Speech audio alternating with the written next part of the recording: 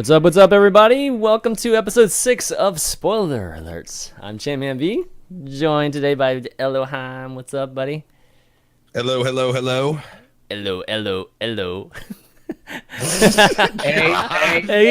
Oh, That's the man, first time my he's heard that one. That's my man. That's my Zeke man. does that all the time. Zeke is the one that does that all the time. Anytime I go watch, like if he was streaming right now, I could jump in there and say hi in his chat, and he would sing it. 100% Oh, really? guaranteed. It's the Oh, only man, that's concrete awesome. thing in my world. Okay? See, I didn't even know that. Okay, I totally didn't know that. So that's freaking awesome. You're not funny, Channy. Okay? All right, I thought I was original as shit, dude. God, man. And of course, Diction, my Diction. What's up, man? What is up? I just woke up. I just Nice woke shirt. up. Yes. We all did. We all Yes. just woke up. Yeah. I was just Shh. Hey, don't be too loud, guys. Yeah, Quiet. exactly. My yeah, head we're gonna still talk. spinning We're out. gonna talk real quietly about BoJack Horseman. Yeah, Sip on that's gonna be coffee. pretty hard, man. That's gonna be Can we totally all lay hard. down? Actually, can we just lay down and talk about it? Yeah, like the therapist. Like we're high school kids on our cell phones, talking to our friends. Yeah. Well, like my dad didn't care about me growing up. So. Oh my god. Oh, we're that'd be talking so about awesome. BoJack. This I mean, vulnerable position just made me go right into it. Dude, I love your shirt, Diction. Oh yeah, which one the is Skull it? Cats. Yeah, Oh, it's such a nice. classic Oh, Loot nice. Crate shirt, and I can't find mine, and I'm so sad. All the shirts I used to have that weren't Loot Crate have been destroyed over just wear and tear over time. So now it's literally when I open my drawer, I'm like, okay, which Loot Crate shirt am I going to wear today? I have dozens That's- of them now. So you don't retire shirts? You do, right? I'm retired of No. shirts. Oh There my are some God. shirts that are so old, but they're still in decent shape, but I don't wear them outside because they're gross. Yeah. No matter how much I wash them, they've permanently been tarnished. So those are my I'm chilling inside watching TV shirt, That's a lot of my my very first Ellohime shirt. They sent me like 5 of them or something, and all of those shirts, the emblems all cracking, and it can be just washed, and I put it on. I'm like, what's that smell? I'm like, What's that smell? Dude, you guys are like. I have worn these so much that I have ingrained my stink into them. So I was Okay, like, I it's don't know. time to just. This is just a make love to chorus shirt now. Oh my god! You the you shirt can you wear when you wash go to these make love. things. Yeah, no, I washed it. It's just permanently in it. ChanManV, addiction. The Maybe you know essence. this. Maybe some Essence. people who, there's a point where your essence gets in your Y'all clothing can and you relate. can't get it out. Oh my god! Have you ever done a 24-hour stream sitting on a leather DX racer chair? Oh, Whatever Jesus. boxers you're wearing are Oh, done. Jesus. They're Oh done. man. The sad thing is, I can completely relate to that. Crazy. Yeah, crazy. you're so judgmental, Oh, coming at man. me. That's hilarious. Well, we're not here to talk about our stinky boxers. I could talk about my sticky boxers for hours. Well, but could we? Could we? Fuck could we BoJack. make a It's show fuck about it? BoJack. Yeah, let's fuck BoJack and talk about stinky boxers. No, so this week, guys, for Spoiler Alert, again, the premise of Spoiler Alert is we take a form of media such as movies, TV shows, video games, anime, and we go and watch them like a book club, and then we come back and we discuss them. So the show that we went out and watched over the course of the last month because of PAX, and It seriously because has of been a month. sicknesses My and- sleep schedule last week was completely fucked because of PAX. It's okay. You don't have to defend yourself. It just makes you look more guilty. I Yeah, do. that's right. BoJack Horseman is the show that we chose about a month ago now. 3 seasons of it, so it was a lot to watch to begin with. It was. It definitely was. It was a kind of what's the word? Marathon. Marathon. No, I'm Yeah. talking about it was not prestigious, but it. Oh, an it arduous was- task, maybe? Or Undertaking. Undertaking. It was a Yeah. it was an undertaking. Yeah, there you yes, go. yes.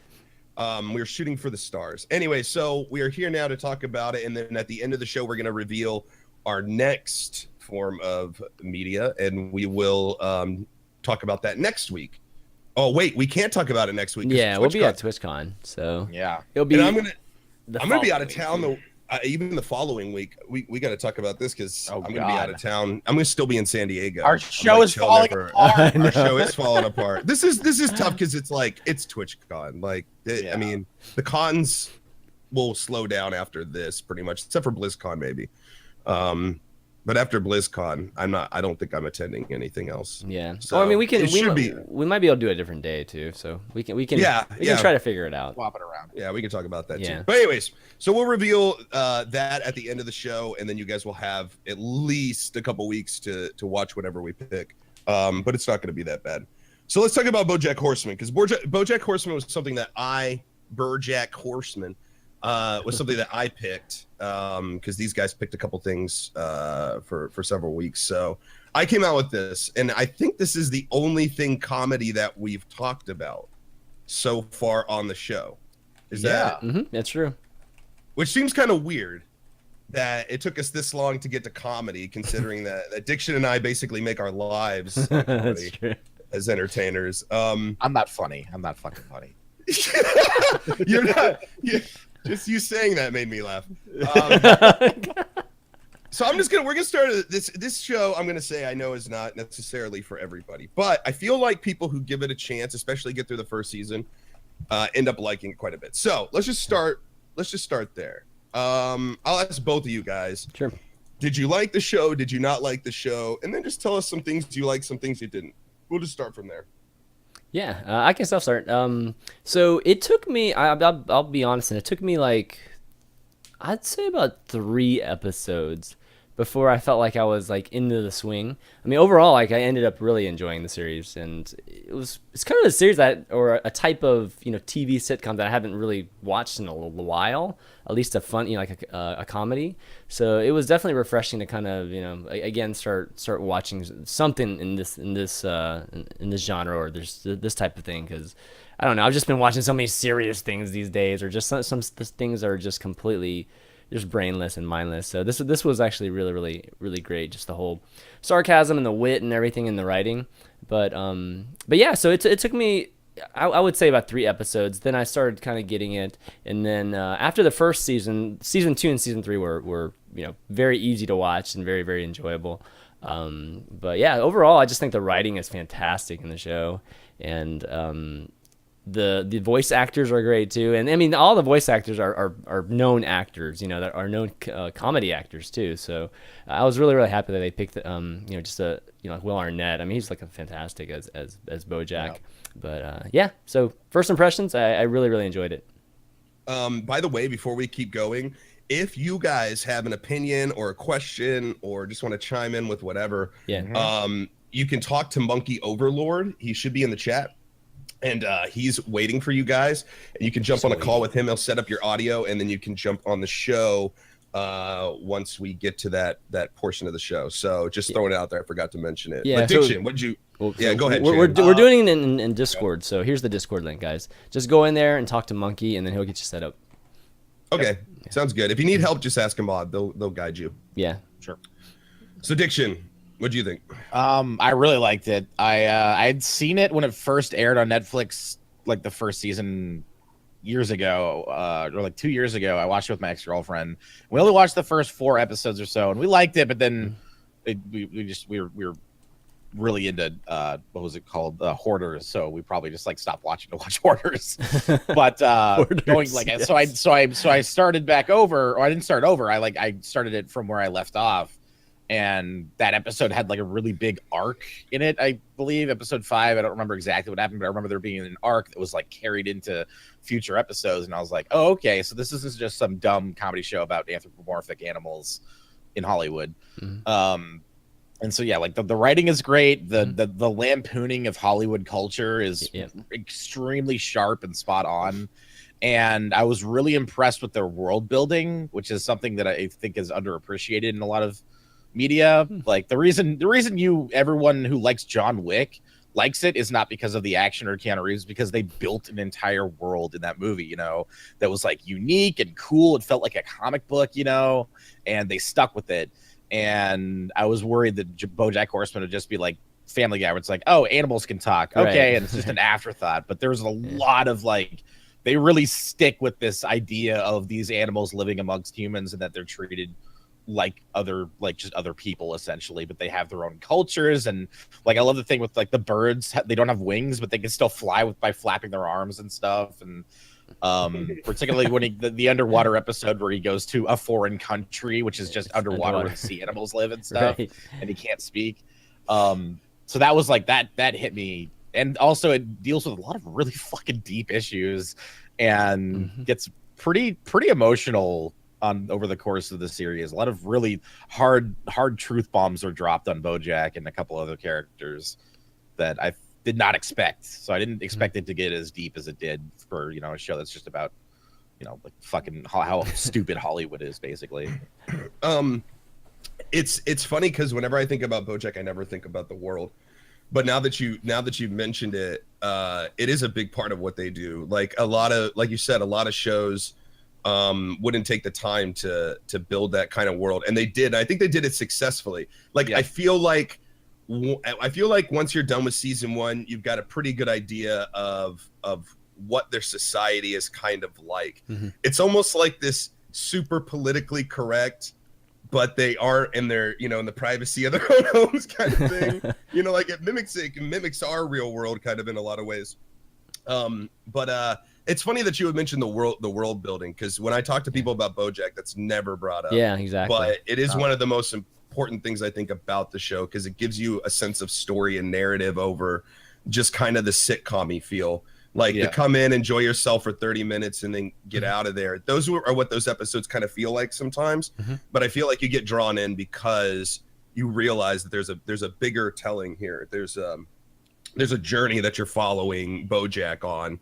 You know, ups and downs, mostly downs. How do you guys feel about that? How do you guys feel about the downs? Actually, let me ask you before I get there. Let me ask you guys: was there ever moments in the show where did you watch this solo pretty much, or did you watch this with somebody? First, I watched this solo. Okay, were there any times that you guys found yourself laughing out loud while you were solo watching? And can you remember what scene that was? Definitely a lot of times, but there was a lot of times. To which scenes? Oh gosh. See, here's the thing: is that like whenever I watch stuff solo, and even if it's comedy, even if I think it's funny, sometimes I don't laugh out loud. It's weird. Like sometimes, like I don't laugh at everything I see, even when I think it's funny. I didn't laugh at something everything. Really has to hit me. Like something has to really hit me, like in a very pure, funny way for me to laugh out loud when I'm sitting here by myself.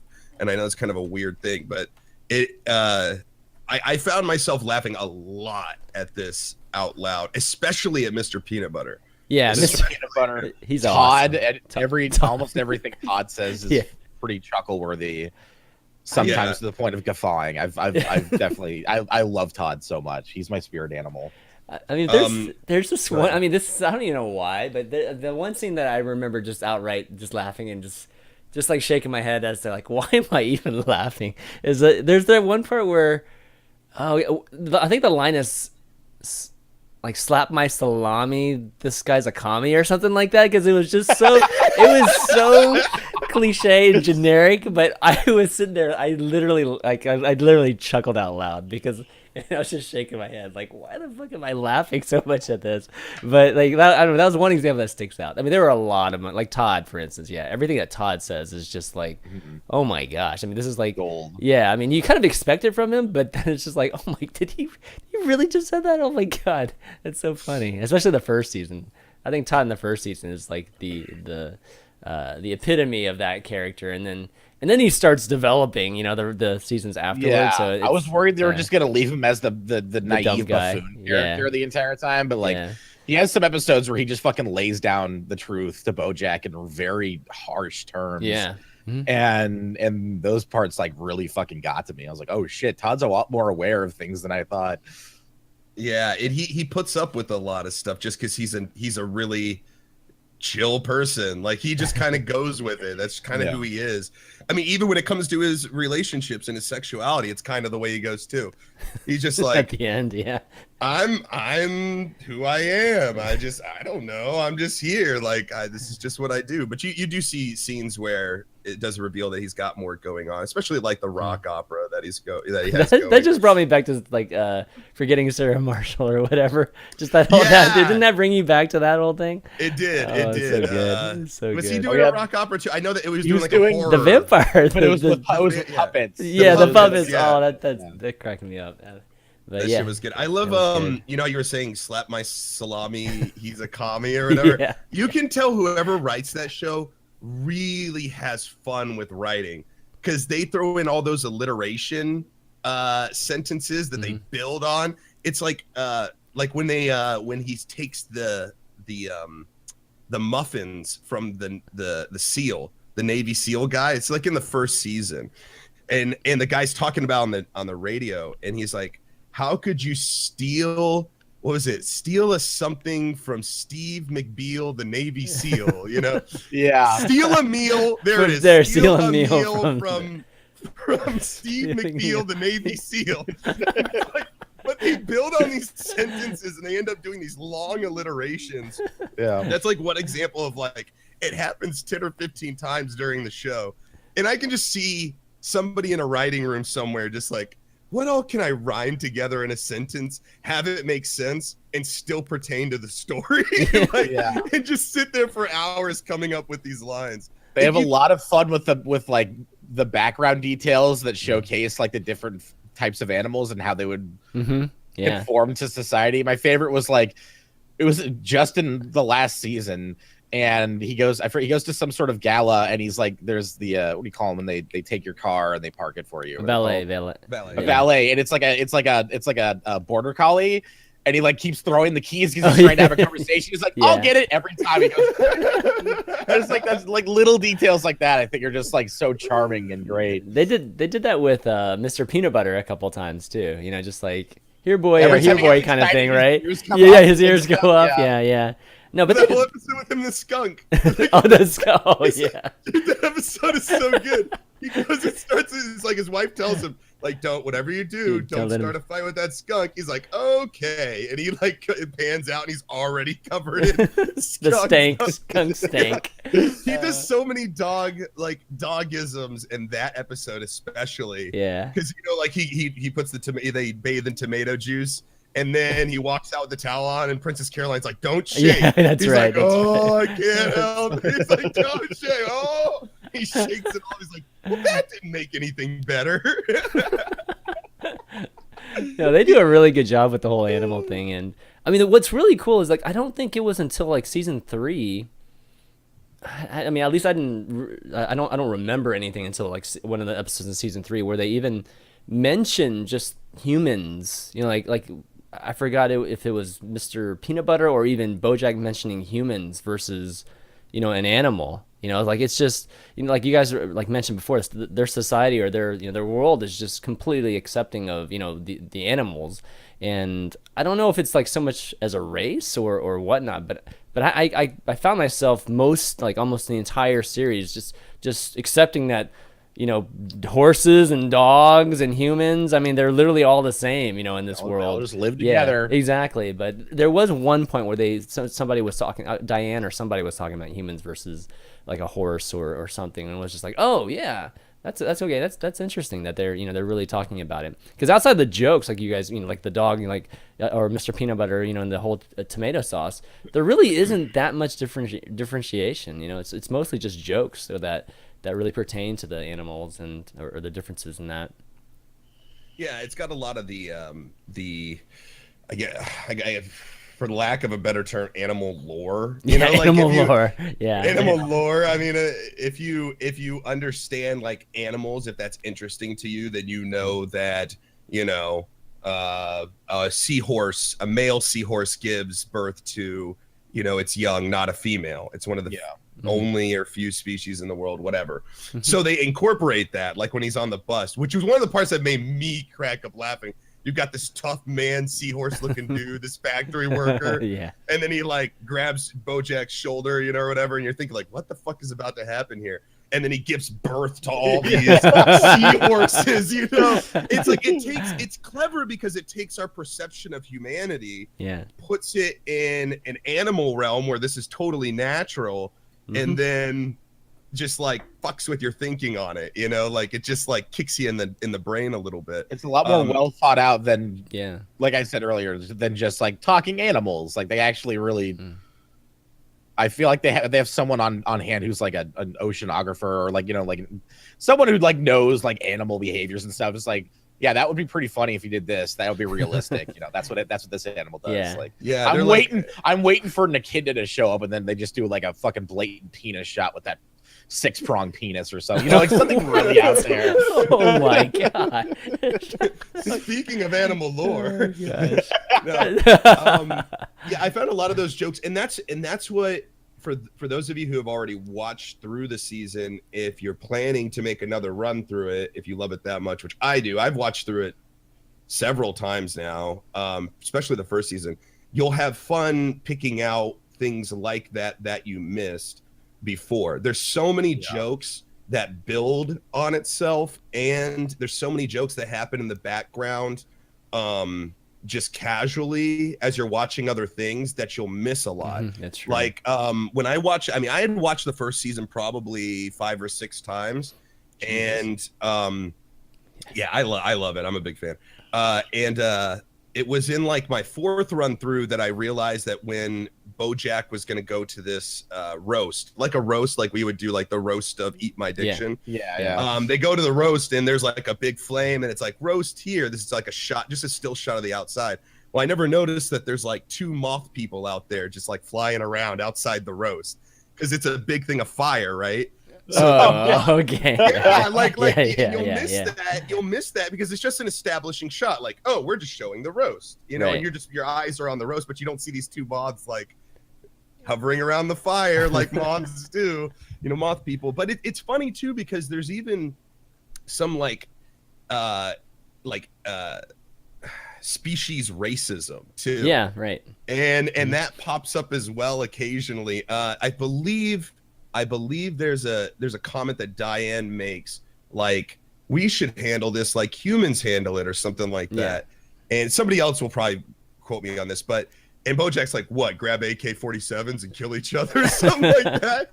And then she's like, no, is that how you see humans? Like, it's like, is that how you see us? You know, like we just go to war whenever we have a disagreement. But it's funny because it's coming from a horse, you know, like a horse isn't necessarily human. He has no association in that realm. Whereas in our world, everybody's a human, you know, that is getting into these political talks. We've never seen like the point of view from a horse or the point of view from like a dog, or, you know, what is racist to a dog is offering chocolate to a dog, you know, like rude, you know, that kind of thing. So it's very clever. And it's one thing I wish they would kind of explore that more a little bit, just kind of how the world works, really, because they throw it at you in small doses, which is nice. But I think by season 4 we should maybe get a little bit more concrete answers, because they have like the Labrador Peninsula, you know, like some of them are like segregated in Nothing places. bad ever happens on Labrador Peninsula. And you would imagine that like a golden retriever, you know, peninsula would be like that. Like everyone's happy. It's just golden retrievers everywhere. They're always happy. They're always, you know, fun loving. So I don't know. I wish they would go a little bit more into that, but for the most part, I really enjoy that. Let me ask you guys a question that I was going to ask earlier. Was there anything that you did you expect it to get as deep as it got? Nope. After watching like the first few, I thought it was going to be like kind of Family Guy-ish, you know, like it just episode to episode, and you know, there just wouldn't be much depth to the characters, you know, like it's kind of like what you see, and just be like never-ending jokes basically from episode to episode. Constantly. Yeah. But so they did a really good job of developing stuff, and I mean it was mostly BoJack, I would say, in the first season, where they, you know, they really went to certain, you know, just deep place, you know, maybe even dark places for BoJack. But then they started doing it for all the characters, and I mean that's when I started really enjoying it, you know, just seeing where they would go, you know, how far they would go with some of these characters that like Diane, for instance, right? Diane in the first season seemed to be like the most centered person in the in the series. But then, you know, you go season 2 to season 3, then she starts having, you know, her kind of lost issues and you know, where she's trying to find herself too. So, but overall, yeah, I thought it was really cool. Like some of the things, just what they did with like drugs, or what they did with like pretty much depression, and just some of those issues that a lot of people struggle with, right? I kind of found myself thinking, I can, this is like a really good parallel to a lot of things that are happening, whether it's in Hollywood, or if even it's just with a very lot of people with tapped in. celebrity. Exactly, very very tapped in, and that's where it started resonating with me, especially one of my favorite episodes is the last episode, right? And like, there's a lot to talk about the last episode, so we'll probably get into that. But the last episode, I think, it's just where it just kind of culminates too, and even leaves some questions at the end too, as to like, what's going on, with BoJack right at the end there. But yeah, I mean, that's the part where I think BoJack kind of, goes to the next level, is really how deep they go with some controversial topics too.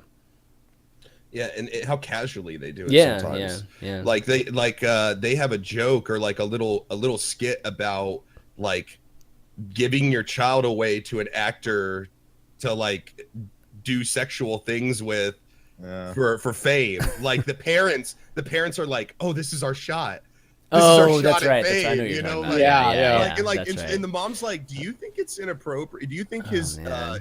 his interest in our child is inappropriate or could be?" And the dad's like, "Who cares? We're gonna be famous pretty much."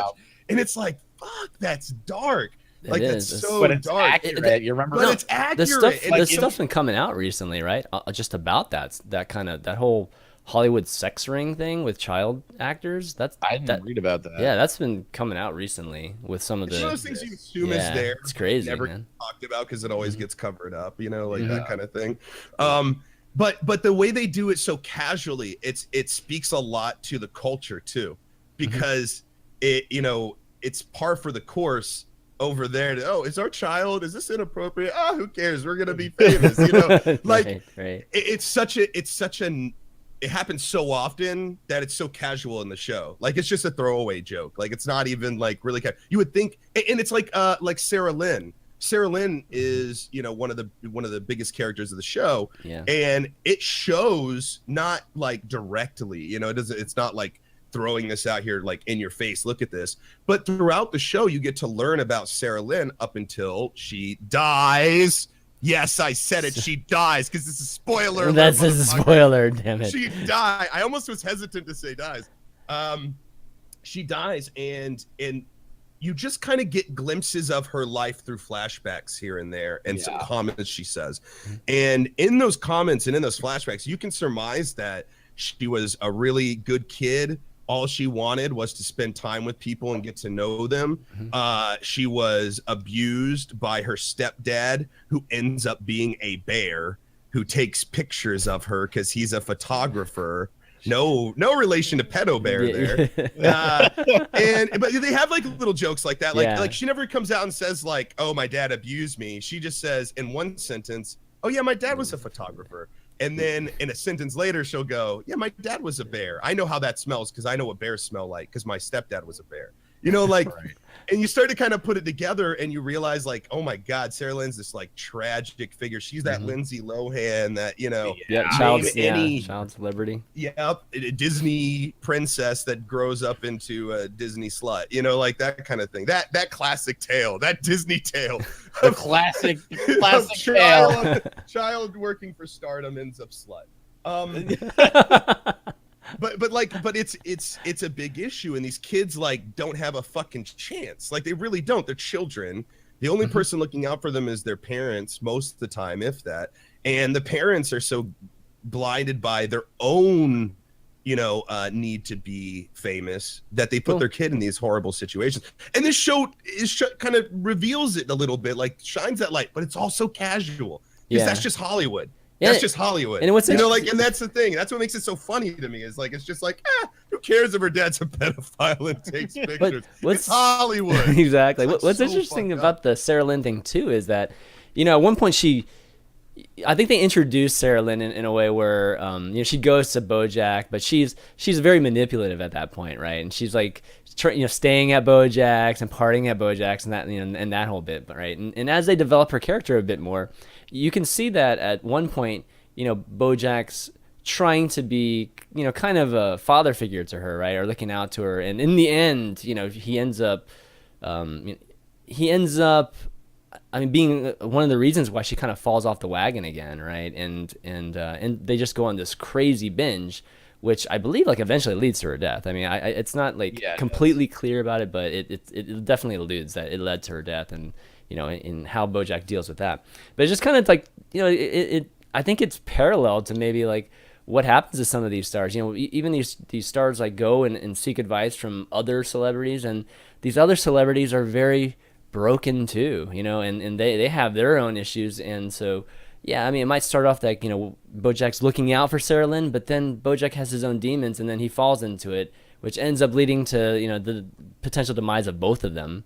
And it was just really cool. It's just definitely a really really interesting parallel there. When it comes back too in the next show, like the show he's doing, instead of horsing around, it's what's his name and around or whatever. Oh, it's just it's the revamp of it or whatnot. Yeah, and he talks to the little girl, and the little girl's like, yeah, that made me crack up when I heard the title, Ethan Around. Like, yeah, Ethan Around. It's like, it doesn't even make sense, but it kind of does. But like the little girl on there, he's like super nice to her, Yeah. and he's like, well, what do you want? He's like, oh, I want to be like you. It's like he saw the Sarah Lynn thing happening all over again, and he just couldn't do it anymore. He's like, I can't do this again, because he basically, in a lot of ways, and obviously this is, people are gonna back and forth about this, but like BoJack's selfishness ends up killing Sarah Lynn. Yep. Like Exactly. it ends up killing her. That's it. I mean, it didn't allude. I mean, at the end of the episode, allude to it. But I mean, she died, and she died. She was, and I think it makes it a point to say like, hey, she's however many months sober, like 9 months sober, and then BoJack's like, hey, come hang out and party with me. And then she's just like, all right, and just rips off going his down. There's like a vodka, a bottle of vodka right there. Yeah, But the let's thing do is it. that she was okay. She was okay for 9 months. She was doing it on her own. Yeah. And she was getting better. And even BoJack says he's like, I'm more of a before rehab friend, not so much of an after rehab friend. Yeah.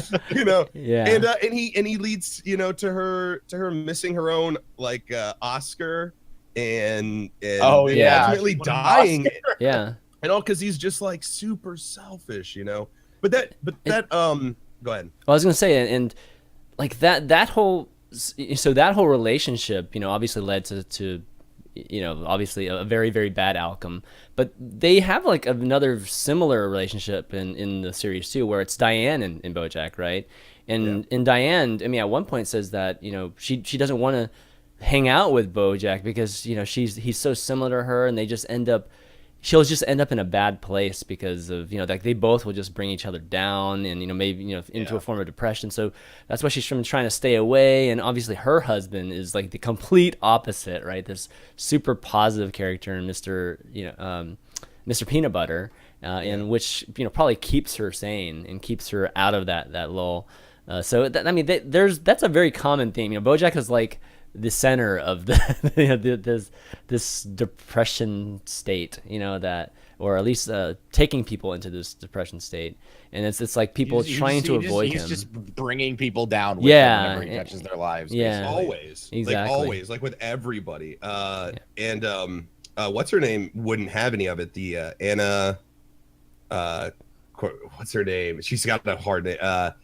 Capatakita or something. Anna Copa something. She's the girl that gets him the Oscar, that is like promising him the Oscar. Yeah, the agent girl. Yeah, the agent girl. Yeah. Sorry, I thought you said the Asian. I was like, no, that's well, we can talk about that. She's not really. There's no part of her that's Asian except for the fact that they say she's Asian. Well, she's from Boston. I mean, I know that whole episode is awesome. I can see why. Anyway, she tells him that, like, she tells him the long story when he goes on. It's on the same episode where Sarah Lynn dies. He goes back there like 5 or 6 times to hear the story from her because he keeps ending up somewhere else in his drunken drug, whatever. And she tells him the story about like the lifeguard and how, she used to be a lifeguard, and they told him sometimes you can't save people because they're going to pull you down with them, and so she doesn't want to hang out with him anymore because she sees everybody else's is absolute it's just shit, their lives and everything, from just nobody's better off being around BoJack Horseman, which is tragic, but that's just the truth of it. there's a question I had for you guys that kind of popped up at the top of my head. Sure. But I can't remember it. So go on. Go on. Go on. Go on. So Diction, let me ask you this. What character do you like the most and why? That's a tough one, Isn't it? Yeah, we were talking about this last week. I feel like Todd probably. He's the least frustrating character. Every character in the show is frustrating because they make stupid decisions, and they're like bad stupid decisions, not just like, oh, whoopsies, you know, like they're like life alteringly stupid. But Todd, like, he makes stupid decisions all the time. They're usually just like slipping on a banana peel type shit, you know? Yeah. And so and like, I just love his naivete and like, and especially when he gets like really real with people and gives them like a firm opinion on something. But yeah, definitely Todd. I like his aloofness. Yeah. Like how somebody can say something, he'll be like, what? So and so has an ice cream sale, you know, like just jump into the middle of a story and just freak out about it, you know, for no reason. But that even like it's funny because they point to BoJack, like we were just talking about BoJack bringing people down, and they kind of make the whole episode about the rock opera and how BoJack sabotages that with character actress Margot Martindale, but which I think is fucking hilarious because she is a doll and nobody does know who she is. But if you see her, she's in everything. That's pretty much the whole joke. Anyways, so the episode that I see it like most with I'm losing my thoughts here. Todd was when he goes into the Urkel time machine to become, you know, Arkell. Steve Arkell or whatever, or you know what, Steve Urkel? He's the he's the cloning machine. Yeah. Who's he come out as? What's it? It's I don't know. It's not Urkel. It's Steve Arkell, I think is what it is. And he comes out. He's so cool, but. What's his name did this too? Todd did this too. He goes into the transformation circle, and the janitor's like, "This is not real. This is not who you should be." And he comes out like, "I'm Toad something." What does he say? I forget. He comes out, he acts all cool and stuff, and then he hits the machine, and the squirm falls out, and he grabs the 6-pack, jumps on some guy's bike, and like rides off into the sunset. Yeah, he's like, "I'm just trying out this other personality where I'm super cool." And he is through that whole episode. He's super cool. He does all these cool things. And then he rides up to BoJack on his motorcycle with the 6-pack of squirm and like tosses him one. And like BoJack says one sentence, like, "You look silly on a motorcycle." And he's like, "You're right. I should just give up." And he like drives, and that's when he falls over, and that's when he starts becoming Todd again. Like as soon as BoJack breaks him down. And I thought that was a bigger, like that hit me harder than like the rock opera episode and everything. Just how like awesome Todd could be if he just believed in himself, but he can't because he's living with BoJack, and BoJack constantly keeps him down on purpose. Exactly. And then he eventually does, right? He eventually does do a very cool thing and ends up making a ton of money, which he ends up giving like $8 million tip to a waitress. That was lame. I have to say, $8 million. Oh well. Like, I know that was kind of like, come on, man. I mean, yeah, there's no way he's gonna let that slide. I gotta see Todd with $8 million. Yeah, exactly. I gotta see because he's right. So many shenanigans will happen. So many jokes will happen, man. He can finally make Disneyland. Yeah. Oh my gosh, that Disneyland. So there's one thing about the show that I like more than anything else, and it's how unpredictable it is. This show, when you're expecting it to say that the sky's blue, it'll say green, like almost every time, just to fuck with you. And I like that because we were talking about last time, a month ago, Shakespeare, and how there's only like a set. There's only so many set paths. Plot-wise, right? Yeah. Plot-wise, it's all been done. Nothing's original. I feel like this gets as close to original as possible. It follows a story. It's not conventional. It still has, of course, the same themes that you learn in English. You know, like man versus himself, man versus nature, blah blah blah. Yeah. It still has all those like makeup. So it's not entirely original, you know. But at the same time, it's not doing the things that you think it's going to do, and it's still entertaining and it's still fun. So you think in your head, like, if it were to follow a traditional path, BoJack would have ended up with, I believe, is it Penny? Who's the deer woman? I forget her name. Oh yeah, I think it's Penny. It is Penny. Yeah, I think it is Penny. Sorry, I'm just kind of on the top of my head. You know, in his drug rage, he dreams about her and being in Maine with her and having a kid and all these ideas Just a about normal her. life. Yeah, this normal life, and it's kind of crazy because then he meets her and she lives in like New Mexico, and it's totally different from what he imagined her to be in his head. And you would think in a perfect world that he's going to rectify this situation and maybe end up with Penny at the end, but no, it's the opposite. Not only does he not make up with Penny, he makes a move on her, which I think she facilitated, but ultimately rejected. Yeah. And that, if that's not bad enough for you, that he gets rejected and he's got no hope of being with this woman, he goes and tries to sleep with her daughter. Like, who's not 18. Who's not 18. Yes. That was creepy. That was fucking creepy. That was they brought really... it back too. Like, they brought that whole thing back. Yeah, that was. And they bring you back as a viewer too, to realize, oh shit, BoJack, while he's funny and all this stuff, BoJack is fucked up. He's 50. He's over 50 years old in this show, and it's hard to remember that because he's a horse. But if you were to see a 50-year-old, like I mean, he's 50, right? George Clooney, I guess. I guess he would be the best person to play as BoJack because, I mean, he's got class and stuff. But even then, like him going to the prom with the daughter and stuff like that. He's a 50-year-old man, allowing them to drink. Mentally, he's still stuck back in his 20s, Exactly. Yeah. Trying to be the cool dad. Try to watch through any of those seasons, focusing on the fact that he's 50 years old. And it all becomes so much more disturbing. But at the same time, so I mean, people that might not have watched it or whatever are getting spoiled right now. Like, we make it sound like he's a child predator or something, but that's not how it really plays out. How it plays out is like he is trying to be just, more of that I don't know, chaperone type of role here with the daughter, and the daughter's the one that ends up being infatuated with BoJack, and then he actually puts her in her place, right? Like after she did it. But it wasn't until he again fell into this kind of weird state after being rejected that he was completely vulnerable, and then he falls into this just crazy situation where he ends up in the bedroom with the girl, and then the mom walks in. I think it should be said that's just crazy. He wasn't in her bedroom. He was on his boat, and she came to him. Yeah, exactly. And he was so vulnerable, he didn't have the strength to say no. Yeah. BoJack.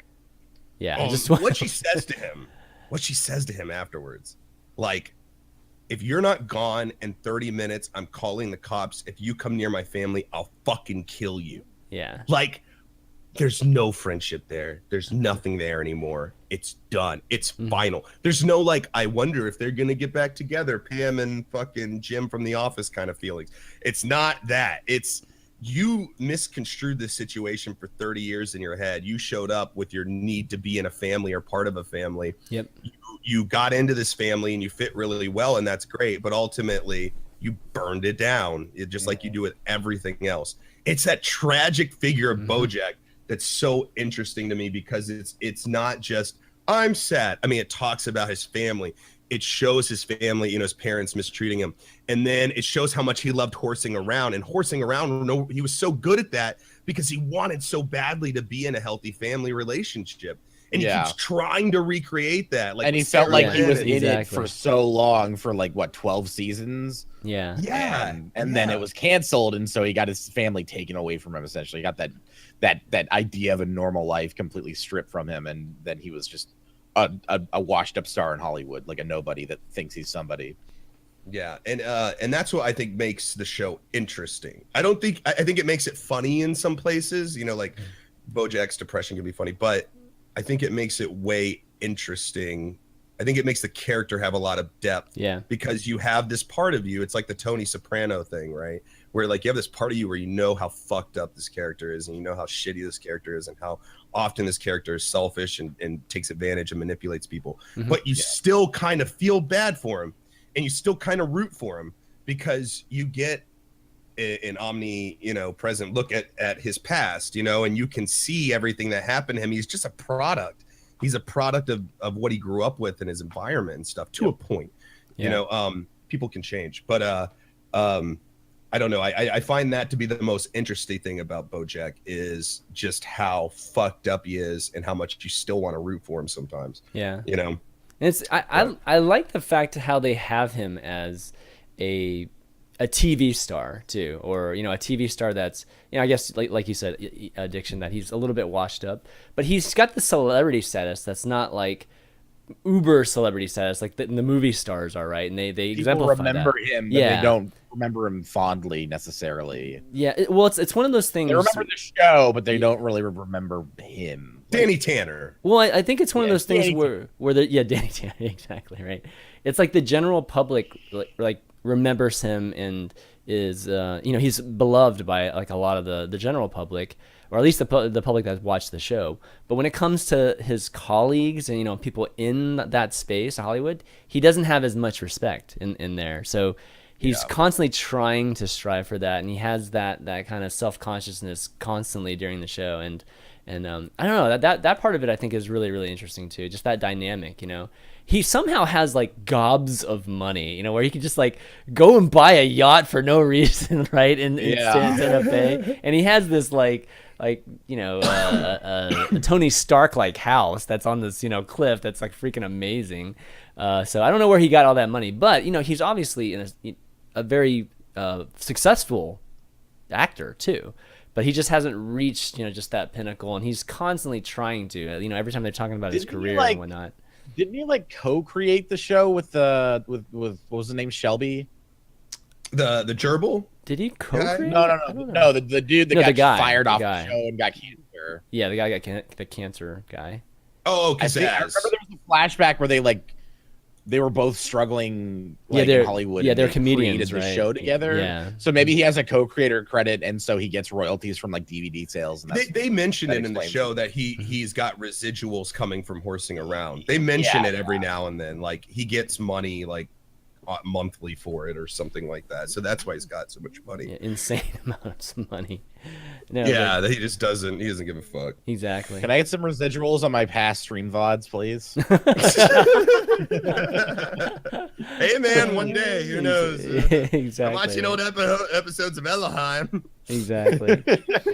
What's cool too is that we've been talking so much about just BoJack being that tragic figure, but my favorite character actually is Mr. Peanut Butter, because Mr. Peanut Butter is the complete opposite of him, and it just constantly reminds you about just the dynamic between the two. In the very first season, I didn't really like him as much because he was that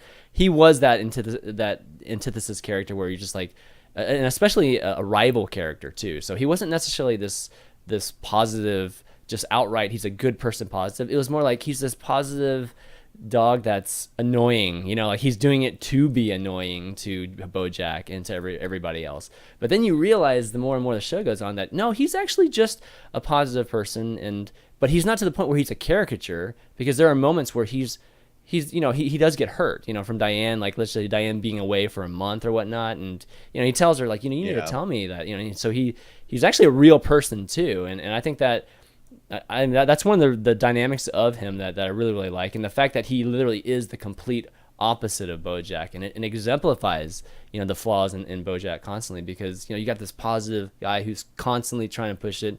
Things happen for him too, because he's constantly positive too. I mean, it goes to a crazy extent where he just gets lucky with everything, but still, like it really exemplifies the fact that if you are a positive person, you constantly are doing things for other people or whatnot, the good things will happen for you too, and you're not completely selfish about things, and that's what's cool about that Mr. Peanut Butter character, where I think a lot of people probably just think of him as, oh yeah, he's just like this, like this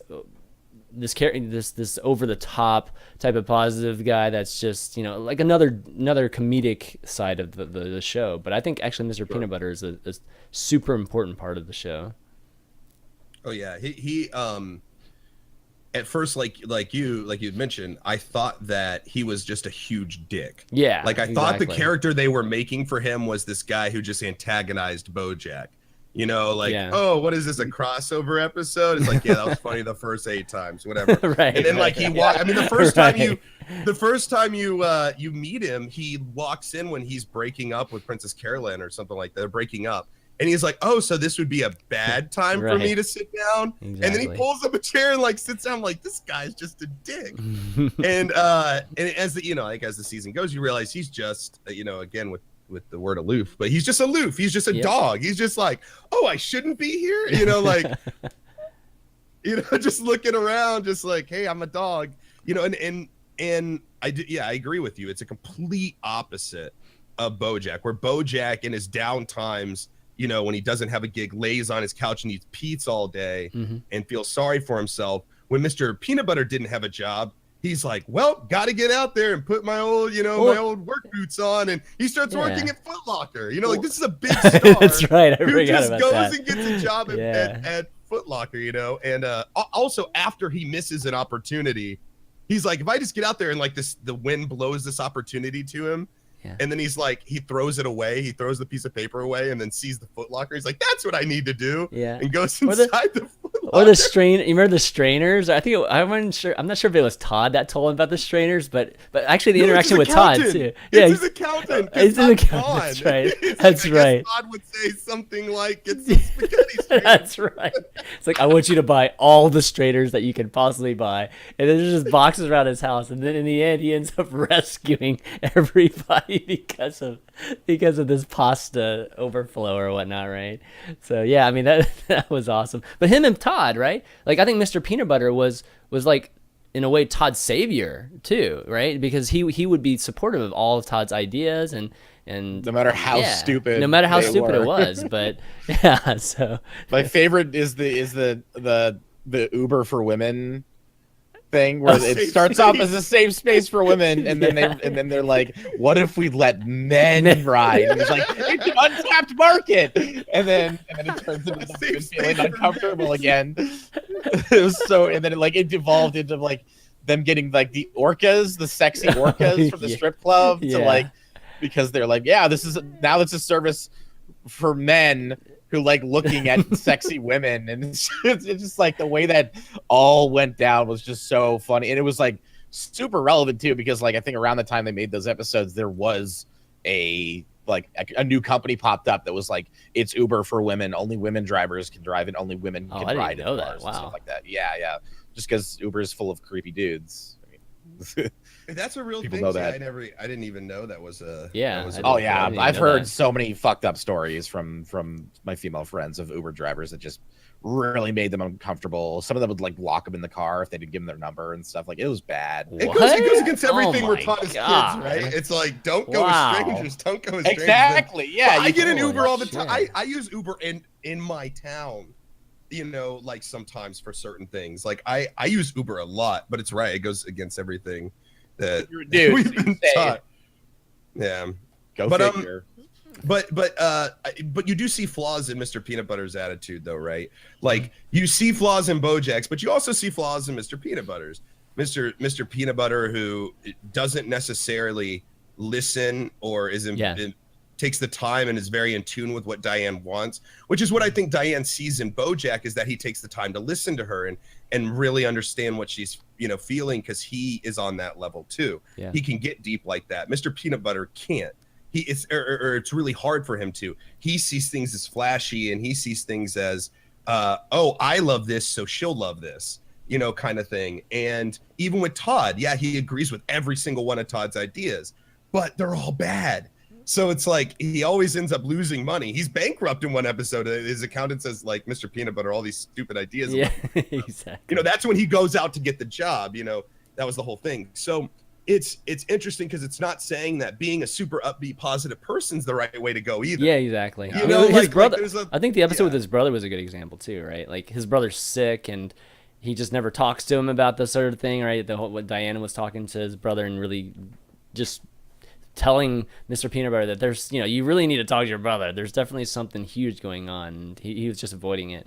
But eventually he does talk to him, so it gets to that point. But yeah, he's a flawed character too. I mean, obviously there's no perfect characters in the series, but that's an interesting dynamic. How many like did both of you guys think that Diane and BoJack, or do you guys still think that Diane and BoJack will end up together? I feel like that will they won't they has like come and gone. Hopefully, honestly, I'd be disappointed if they keep trying to dangle that carrot in front of the audience. Like, I'm more interested in him and Princess. Mm-hmm. Yeah, Princess's like relationship, because it's a lot more convoluted and complex. It is. He just like met Diane. She was a ghostwriter. He fell for her. She rejected him. Whereas like him and his manager have like 30 years of history, including a period where they were straight up dating and like living together, you know?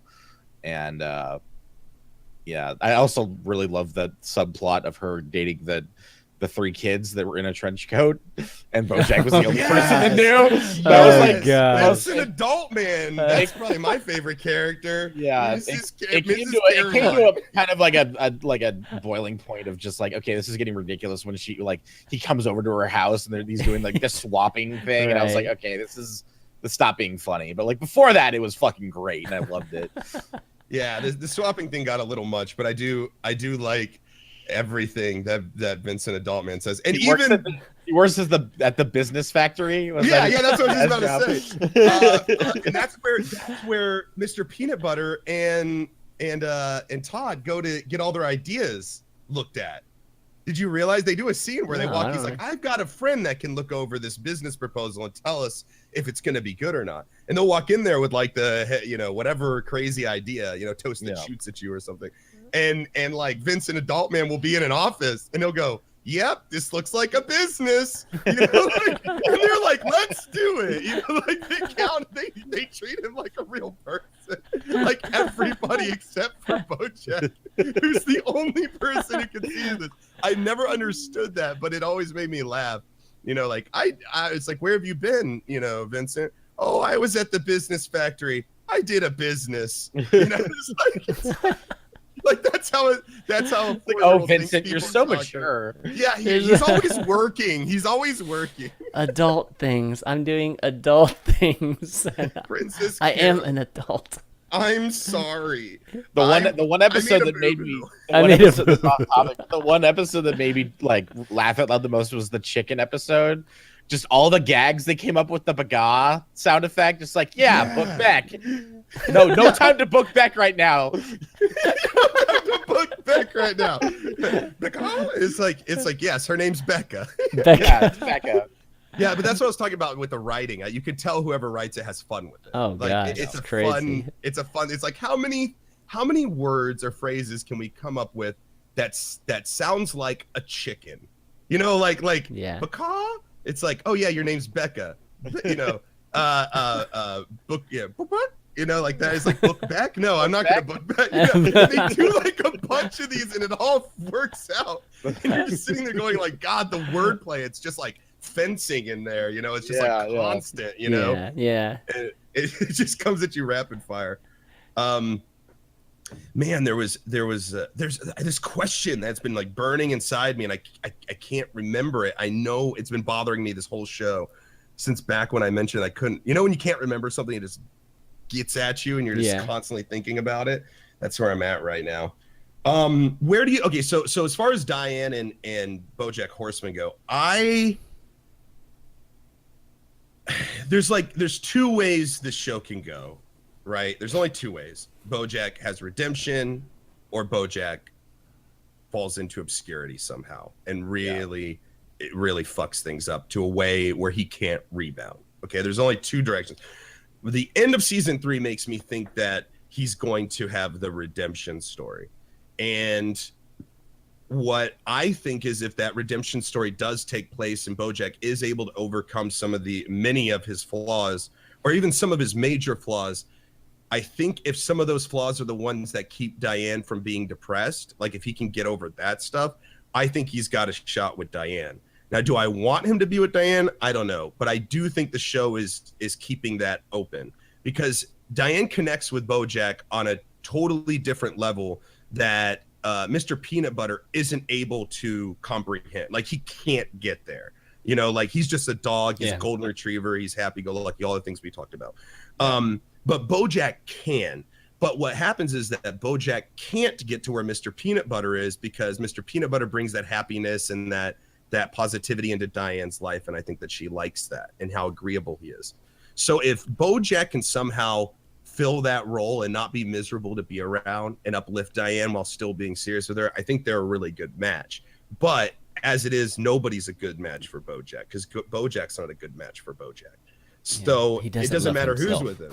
Yeah, exactly. It doesn't matter. It's like the age-old thing where it's like, if you're not happy with yourself, you can't make anyone else happy. Kind of thing, which is prevalent in this, you know, Fire and Light. But him looking at the horses as they're galloping off at the end of season 3, you know, it's like seeing a horse and a bunch of horses act like horses out in nature, running together in the desert and stuff like that. Free of the shackles of normal life. Yes, free of the shackles of normal life, just out there hitting it, running, doing what horses do. And he always talks about how he always feels like he's going in circles.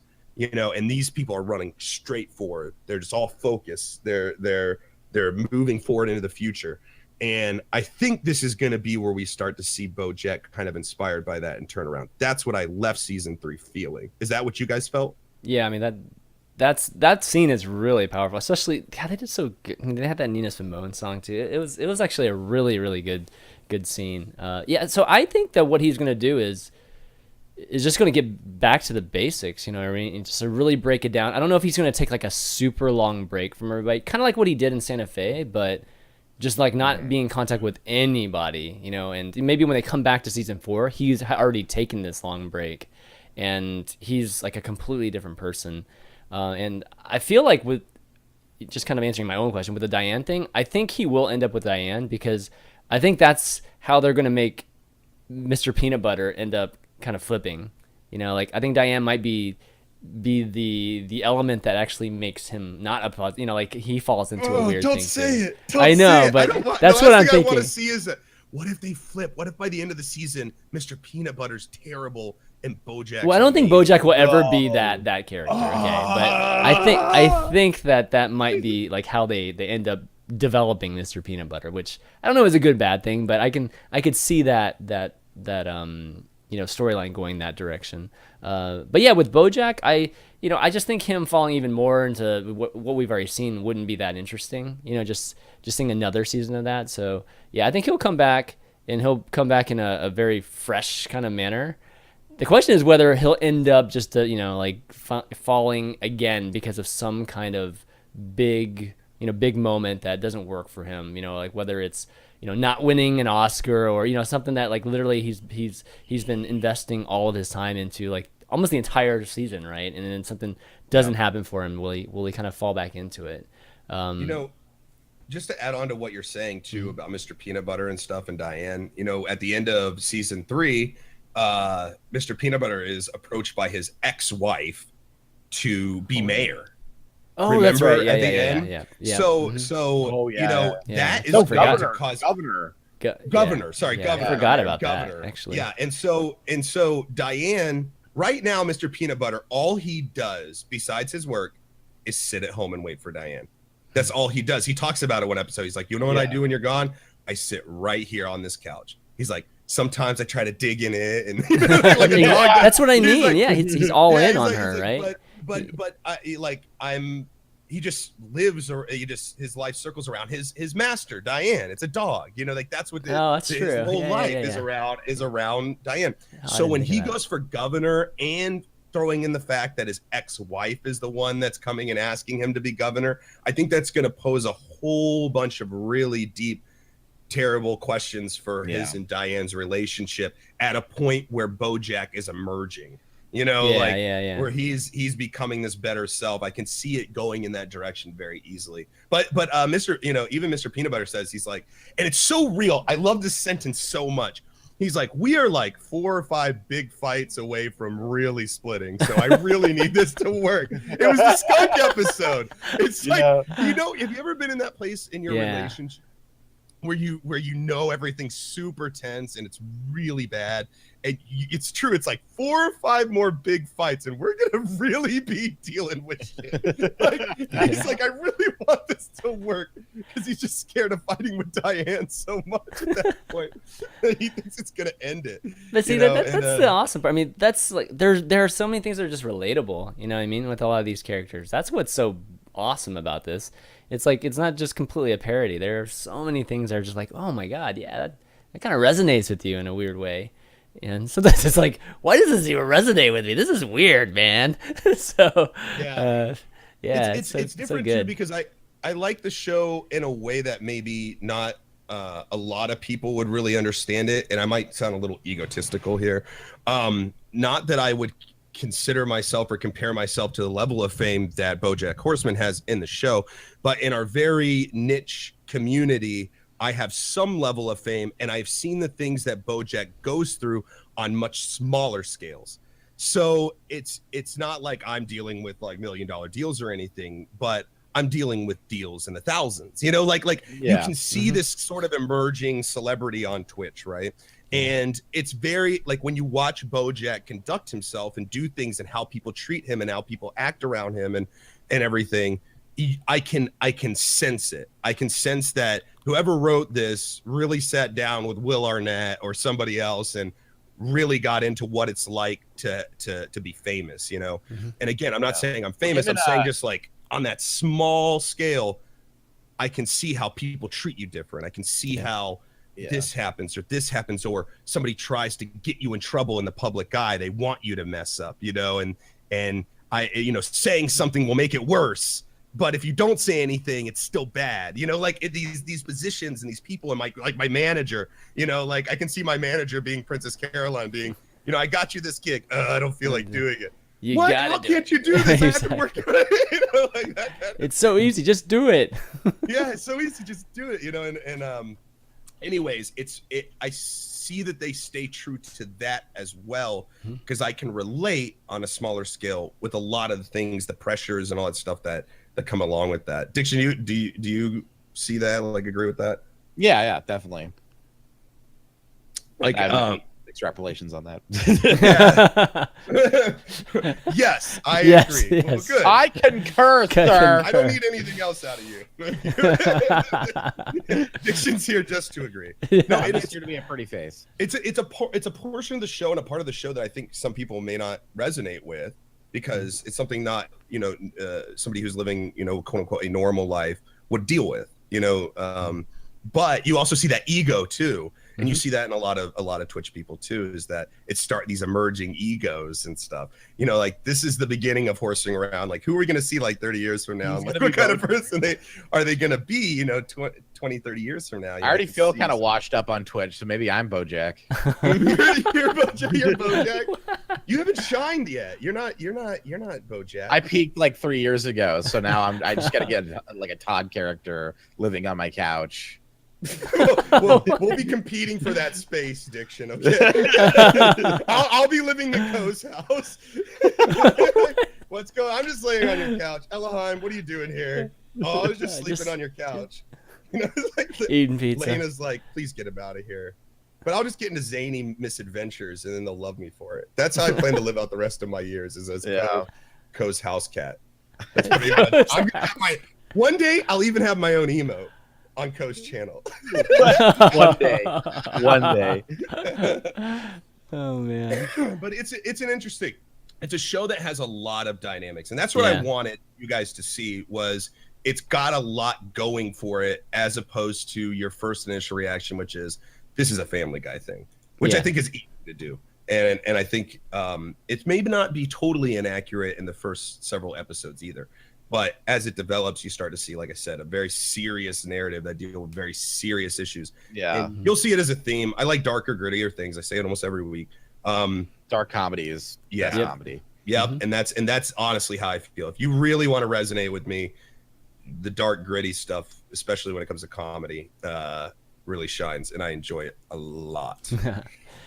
So just to remind you guys, we want you guys to join in our discussion today too. So you know, hop on the call with us. You can do so by joining this Discord channel and talking to Monkey Overlord. Get on up in He'll here. get you set up. If not, if you're too, if you're shy and you don't want to actually hop on here, but you do want to still partake in our discussion, feel free to just, write a question in Twitch chat or tweet one of us right now, and we'll answer whatever you guys ask.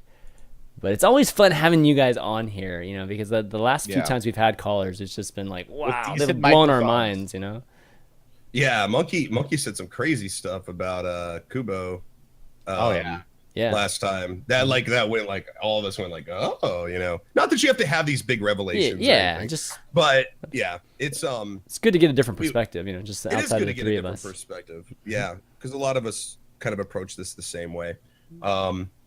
Was there anything else about the show specifically that you guys wanted to talk about, that you guys thought was important or whatever? Well, maybe not important, but Diane, the fact that you really like Diane outside no outside of the fact that they say she's Asian, there is is there any reason she's Asian? Seriously. Well, because if she was she doesn't even look Asian. If she was white, they would have been sued because it's too close to Daria. Oh my god! she has to make a joke about her looking like Daria. I know, she's an Asian Daria. That's the best example, or that summed her up the best, man. Her being an Asian Daria. But yeah, they go over to her house and none of those people look Asian at all. They all have a Boston accent. It's just like, what? This is kind of this. Maybe that's the joke, and I'm just missing it or whatnot. If there was a point to it, maybe there was, but I couldn't think of a point. The only thing I love about her family is when BoJack's like, oh, so you're the black sheep, and she's like, no, that's Terry. And when they go there's an actual black sheep. Yeah. That's true. The brother is a black sheep, so she's like, no, I'm not the black sheep in the family. Yeah, that's Terry, he's the black sheep. It's yeah, I thought I was just missing something there, because I'm like, I don't even understand that, but it's just a little thing that's always been in the back of my head. I love her hypocrisies too, and the way they point them out, occasionally, especially when she gets high strung, when she's at the diner and she gets the glass of water, and then she complains about getting the glass of water because she didn't ask for the glass of water, and it's illegal to do it. So she makes a big scene, and in the end, she drinks the glass of water. And her friend is sitting there with her the whole time, totally uncomfortable, as she rants on and on about this water, and everyone's telling her shut up, because and that's the way Diane, technically she's right, and she should say something because it is illegal, and there is a water shortage in Hollywood, as it is Hollywood. But at the end, she's not willing necessarily to take the full stand. She sees things as compartmentalized, this was wrong, but I'm allowed to drink this because I am thirsty, so I'm not wrong. She follows her own rule set, and sometimes that can make her appear as a hypocrite. Yeah. And I think there's other examples of this that happen in the show. She'll say stuff to BoJack, and then she'll get in a thing with Mr. Peanut Butter, and you could literally throw the same advice right back at her. Yeah. For certain things. How fun? But go ahead. No, you go ahead. I was gonna say, how funny is it that she's, a very established and successful shadow writer, and she ends up becoming a social media person. Yeah. She fucks it up. And she fucks it up. The abortion thing on that that pop star's Twitter account. Oh, that was crazy too. That whole was pretty. That was pushing hysterical. It too. That was ham-fisted, man. I didn't like that episode because it's okay, we get where you fall in. Pro-choice. You don't have to explain yourself to anyone. We get it, man. But what was the point of that episode, of her getting pregnant in that whole episode? What was the point? Did that add to the narrative, or was that just them going in and saying pro-choice? I felt like it was more of a statement about an agenda, an agenda episode than it was more of a narrative, and I didn't like that very much. You guys feel the same way in that episode? Yeah, I think so. She has that kind of feminist character too, and I think it kind of. I liked what they did with the whatever her name was, like Christina Aguilera, whatever, whatever. Sextina Aquafina, yeah, Sextina Aquafina. Aquafina, yeah. 14-year-old Sextina Aquafina. I liked what they did with that. That was hilarious, but yeah, the stuff with Diane was just kind of okay. I guess it's just another thing just to really push the envelope, with talking about just pro-choice or abortions and whatnot. Yeah. What'd you guys think about the joke that we haven't even talked about? The owl chick, I forget her name. Lisa Kudrow is the voice. Oh, she's the owl that was in a coma for 30 years. A coma for 30 years, and then BoJack ends up dating her because he's stuck 30 years in the past too. Oh, that girl. Yeah. Okay. Wanda. That's right. Yeah, I love her character. She was great. She was the funniest thing because she's so aloof. And again, aloof. Everyone's aloof. Yeah, she really is though. But I guess it's not aloofness. I guess it's just she's been gone for 30 years. She's like, what if we had a show where people came out and danced with stars, but awesome. dancing guys judged them, and we'll call it, like stars with the dancing. The title kept getting longer and longer as the show was being produced, which I thought was fucking great. And then didn't it just end up being oh, you're talking about the game show, right? Mr. Buttercup's do you know more than Mr. Buttercup? Where he would just ask personal questions about himself. And you'd have to know. You'd have to Buttercup. Yeah, no. It's like Holly. Okay, I think I remember it. Hollywood stars and celebrities. What do they know? Do they know stuff? Let's find out. Yeah. That's what the whole show is called. That's the entire title of the show. Yeah, I love that. I love how ridiculous that show is too. How they do a whole episode on it, and how BoJack just fucks with them. He wins the $1 million. He could win the $1 million for charity, but just because Daniel Radcliffe was a dick to him, he decided to throw it in his face. Yeah. He's like, name the actor that's like standing right next to you. He's like, oh, I can't remember. I meet so many people being. Are you serious? It's for charity. He's like, really, man? It's for charity. It's $1 million. He's like, I'm gonna go with Elijah Wood. Elijah Wood, that was the best. Oh my god, that was so funny. And like the episode ends with the money going down and blowing up in flame, and everyone's like, "What?" And it just ends like that. I love how pure he is about getting back at people, like how sharp it is and like full of vim. Like, you hurt me, so I don't care if children starve in another country. I'm gonna get you for this, publicly. All right, so let me see if we got a couple. We have a couple guys in the channel now. Let me see the monkeys. Yeah, let's get some peoples in here.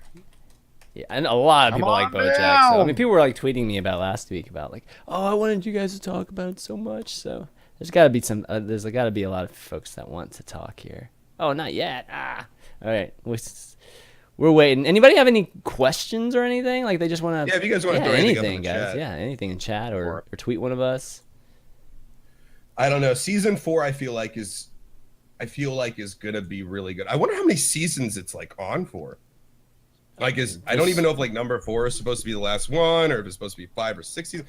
Because let's Google it. Yeah, let's Google it. I think it might be just a season to season type of thing. I don't know if they've written an end or anything like that. I think that they do typically write a season, but they've got to have a Netflix series. So there probably is an end. Yeah, you're probably right. I don't know. They've drug out Orange is the New Black.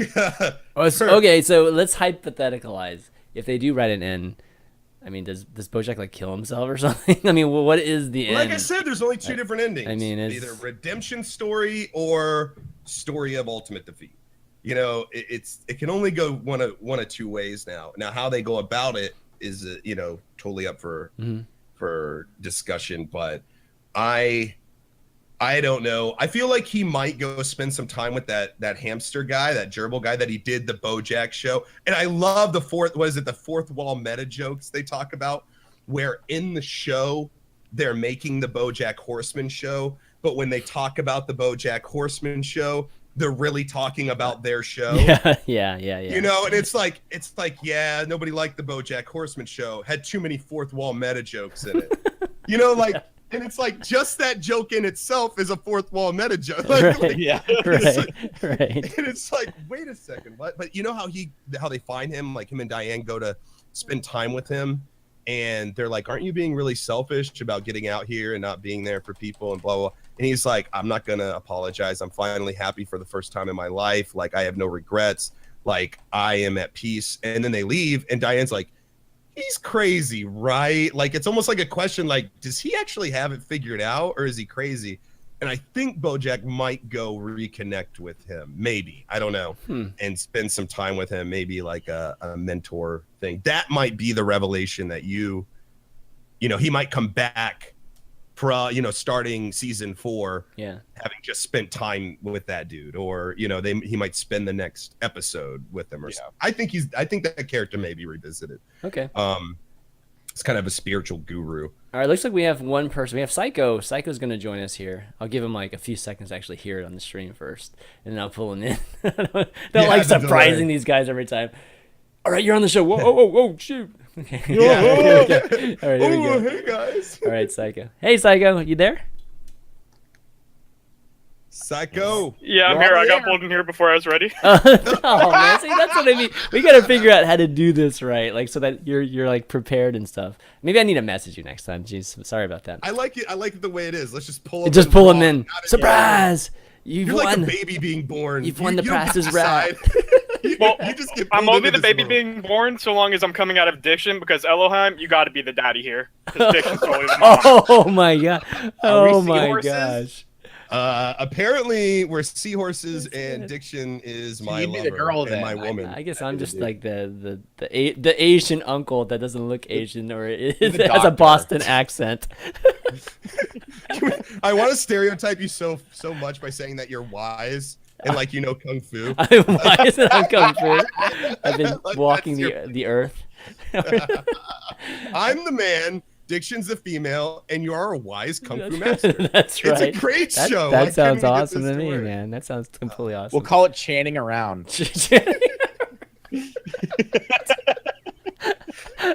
All right, And then, like Psycho. in season 3, we'll have Channing Tatum on as like an inside joke. Exactly. Well, we shouldn't call it spoiler abort. Come Wow. on, it's wordplay. It's Wow. dark. It's dark. Report. Report. All right, Psycho. Anyway. Hey, do you wanna add something?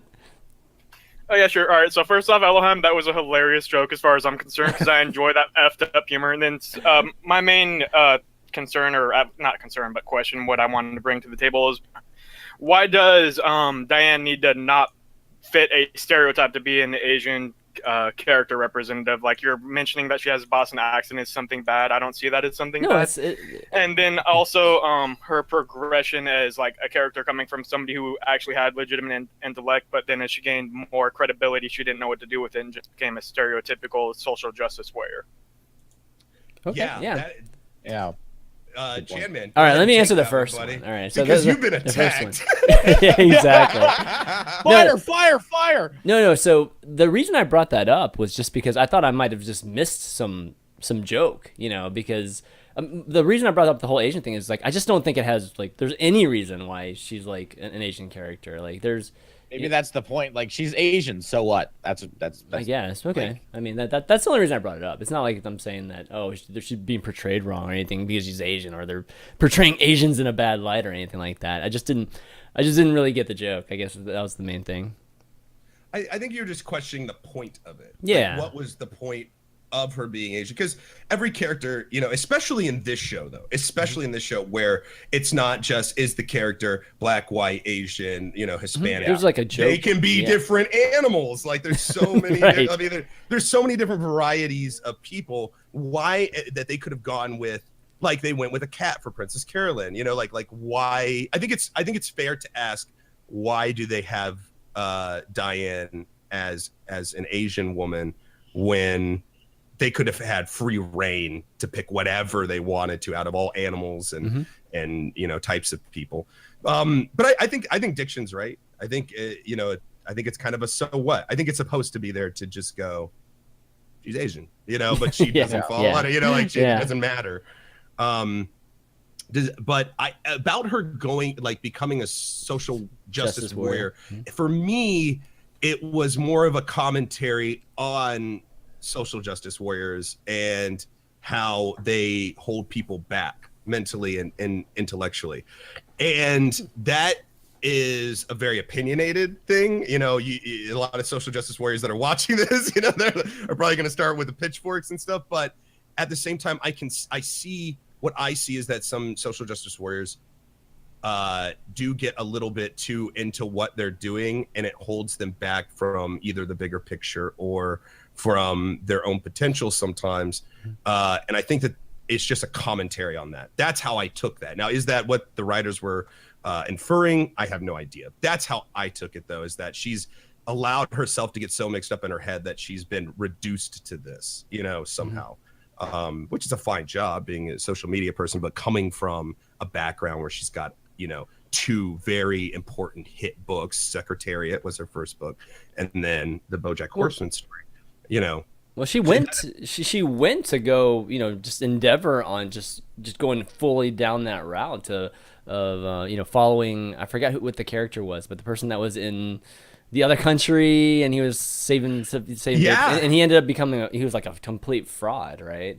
And that really rocked her to the point where she came back, and that's where that whole hiatus came, right? And her being lost after that. So that was an interesting dynamic there too. We didn't even talk about that part. Yeah, we didn't. And you know, her feeling like she could cut it and she couldn't. The kid died that she had that connection with. Yeah. You know, and the guy walks up and is like, "Don't make a connection with these kids. Exactly. Like, don't talk to these kids. You know, they could be gone tomorrow." This is what and the kid was, and it fucked her up. But she couldn't hack it. She had to come back. And I think that hurt her and debilitated her also, which led to her being unemployed, which made her feel like she had to take the job that Princess Carolyn was offering her as the social media person. But what do you think, Psycho? Honestly, I just feel that same thing that happens with most social justice warriors. They come from a place of goodness, and then when they get too much credibility or they just don't have to answer to what they need to say, they start blowing it way out of proportion, or the proper word for that I can't think of off the top of my head. And the reason for the abortion episode, which you guys were talking about, was honestly to exemplify that and blow and just put her in her place a lot, and then also hopefully in theory call to question some of the keyboard activists that come around and whatnot, and have them think about stuff from another perspective as opposed to that. Then you guys brought up how the dude doing things for the kids and whatnot, that jaguar or whatever the candy corn that animal is, why does he have to be a phony as far as you guys are concerned? Because he actually is out there doing stuff, but I do understand where you're coming from with where he's like just doing it. A lot of it is for fame to get his name out there and whatnot, but kind of have to do that in order to fund your campaigns and doing stuff like that. And I think Diane definitely did create too much of a hero form of that, not understanding how the business of that aspect works, of trying to do actual donations and the like. Well, you know, but you know, there's a line there too. The guy was having a statue of himself built in that country. Like, I understand, but if Bono, you know, went over and, you know, he does a lot of charity work, but if Bono was erecting statues of himself in these cities or countries or villages or wherever he's helping out, I think would be like, wow, this is an egomaniac. There's definitely that line. It's what gives credit to the depth of this is what he's doing actually wrong, because it does increase exposure. You know, it does help out with the problem overall just by having an ego. It's maybe and being detached from these people. Maybe he's the best man for the job to get stuff done, because you kind of have to have that, because if you do attach yourselves to these kids, then you're going to be screwed up, and then you're going to have to be sent back home. So the argument, I guess, is kind of, I don't know if it's moral, ethical, or whatever. You know, it's a conundrum for sure. You know, is his character a bad character because that's the way that he conducts himself in order to get things done, or is it a good character because he conducts himself in the way he does to get things done? You know, it's like, it can really fall either way, and I think I could make an argument for either.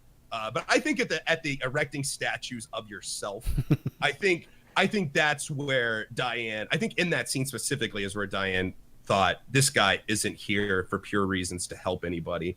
He's here for himself. He constantly talks about himself. he's all about himself. And while that is a means to an end that may be positive, Diane, I feel like, looks for the real in things. She constantly questions. She constantly mulls over every little thing in her head about what could be offensive or what could be this or that or whatever. So of course she's going to get really in depth about what she's seeing, what she's, and she needs to, because she's writing about this. You know, her feelings need to be valid. Her feelings need to be fluid and conscious. And I think that's why people like her writing. I think that's why she's so good at writing.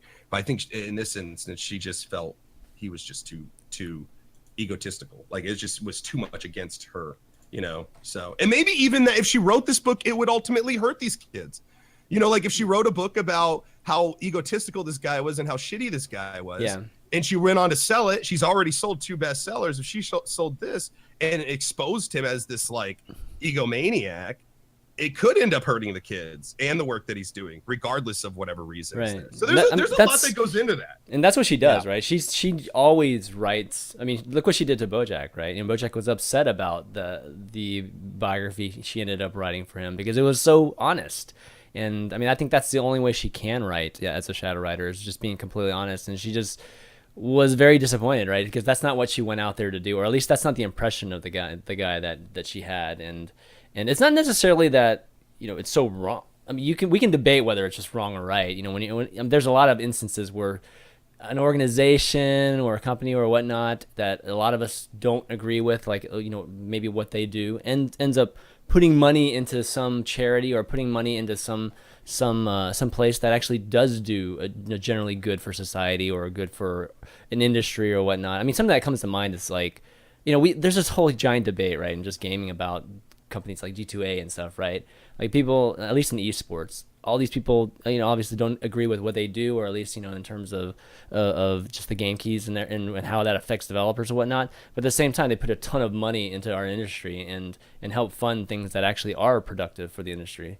So that's obviously a separate debate, but that's not really, you know, doesn't really dive into why, you know, I guess Diane and why she is affected by this entire thing and why she doesn't do it, you know, or how she perceived that whole thing and ends up, you know, deciding that, you know, this guy isn't what she thought he was, and she doesn't want to basically continue writing this book about him. Psycho, did you enjoy the show? I wish I could watch the show through your eyes. You seem like a very opinionated person. I'm curious as to how much you enjoyed the show throughout.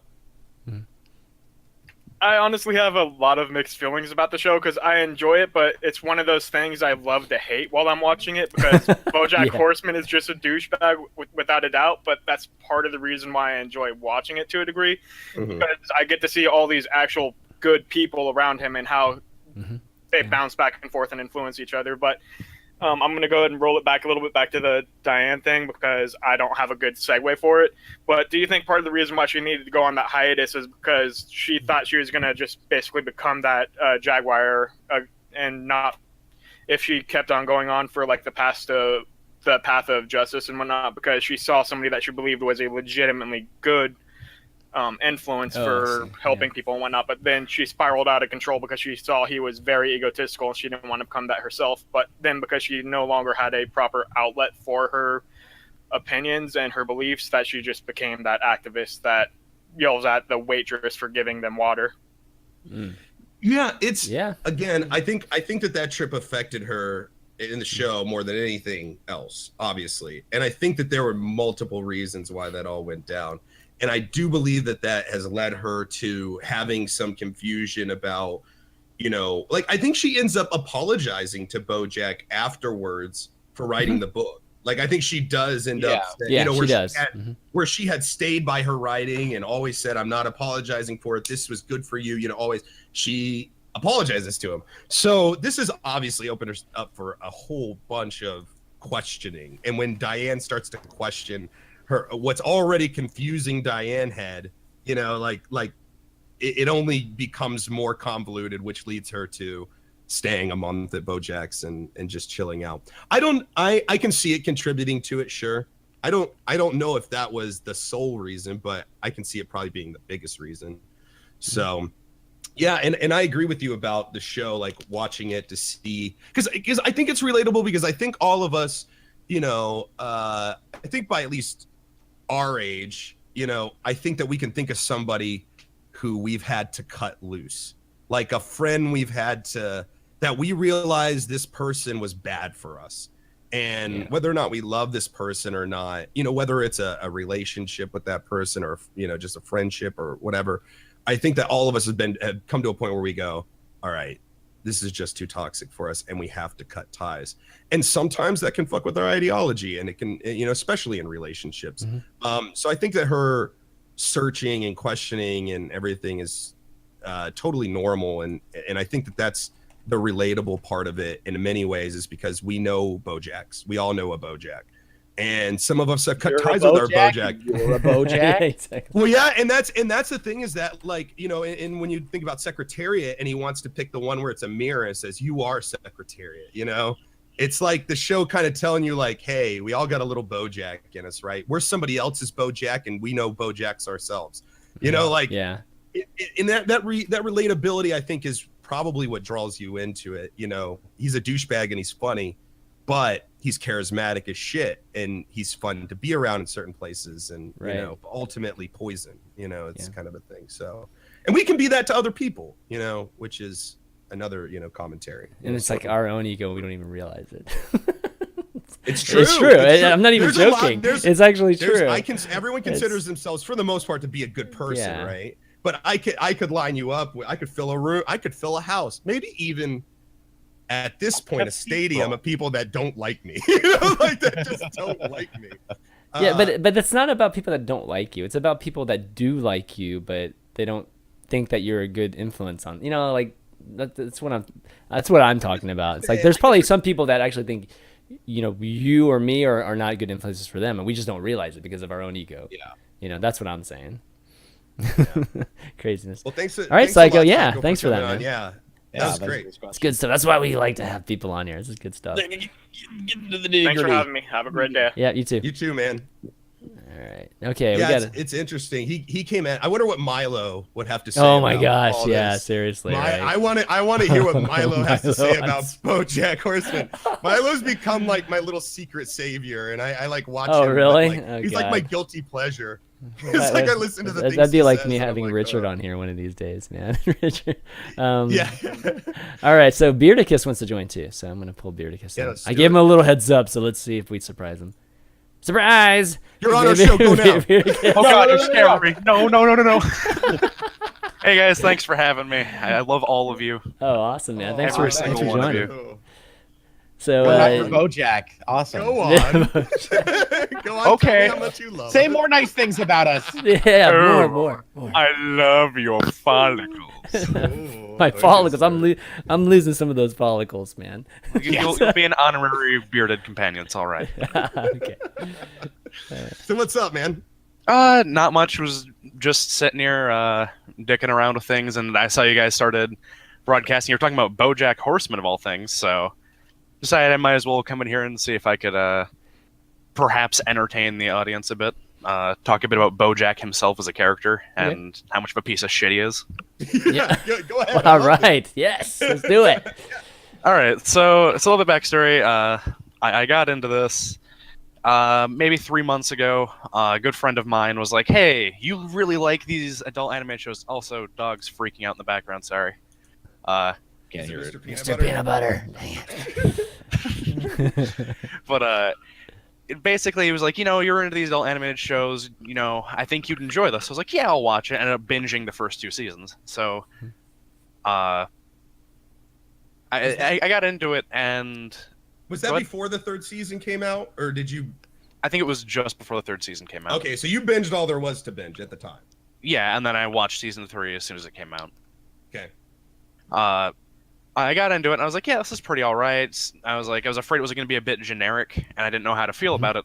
Right. And then I saw BoJack, who is literally the most toxic person to anyone around him ever. And just how awful he is. I mean, it's... At first you're like, oh, he's just the generic asshole character, we're going to follow him around. But as you go into it, you see him as, this person who's who's injured seriously on the inside, and he's suffered through so much, and he's essentially lost the will to live. No matter what he does, he's not happy anymore. Yeah, and that's a tough position to be in when you feel like you can't be happy and you have every reason to be happy, and you're just not. You're just not, and you don't know why, and you're broken, and how frustrating and futile that can feel. Do you have any sympathy towards him, like because of his parents, or do you feel like at 50 you should have your shit cleaned up to the point where you're not ruining people's lives? I can sympathize with him because he should be happy, considering, you know, he was famous, he got in a TV show, he has all this money, he lives in a great place, has all these people around him that should make him happy, but it doesn't. And no matter what he does, no matter how many of his resources he throws at his depression, he can't be happy. He's his own worst enemy. Yeah, I mean, it's He one of has those. all the capacity to live a happy life, but he rejects it. He gets annoyed by people around him. He pines after women that are not interested, and I mean, pardon the pun, but he's got horse blinders on. Like, all he sees is like what's in front of him and not what's actually around him. Yeah, and he sees people get happy, and then he's immediately angry because he can't be happy. He wants their happiness. Yeah, he desperately does. Chanman, go ahead. I mean, it might be. I think it's one of those things too, which I think is very smart in terms of the writing. You know, when you talk about celebrities, and you know, maybe we've all experienced this to a bit, is that, you know, BoJack in particular, he does get happy. It's just they're in little spurts, you know, like when good things happen, it's and fleeting. Yeah, it's fleeting. It's not like a, you know, just a general happiness, or just, you know, being just happy with your life. It's more like, you know, once this little incident happens and it's happy, then it kind of carries you over for a little bit, and then you kind of need like your next fix of something good, right? And you know, with people like celebrities, I mean, I'm just like, you know, this is just my opinion.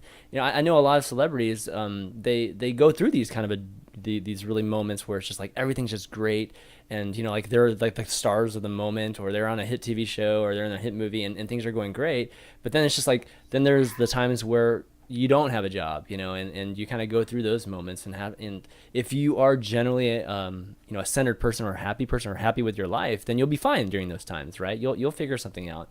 But if you're not, then you just you need these things to continually, these new things or these good things to continually happen, or you just fall into that type of, you know, BoJack depression.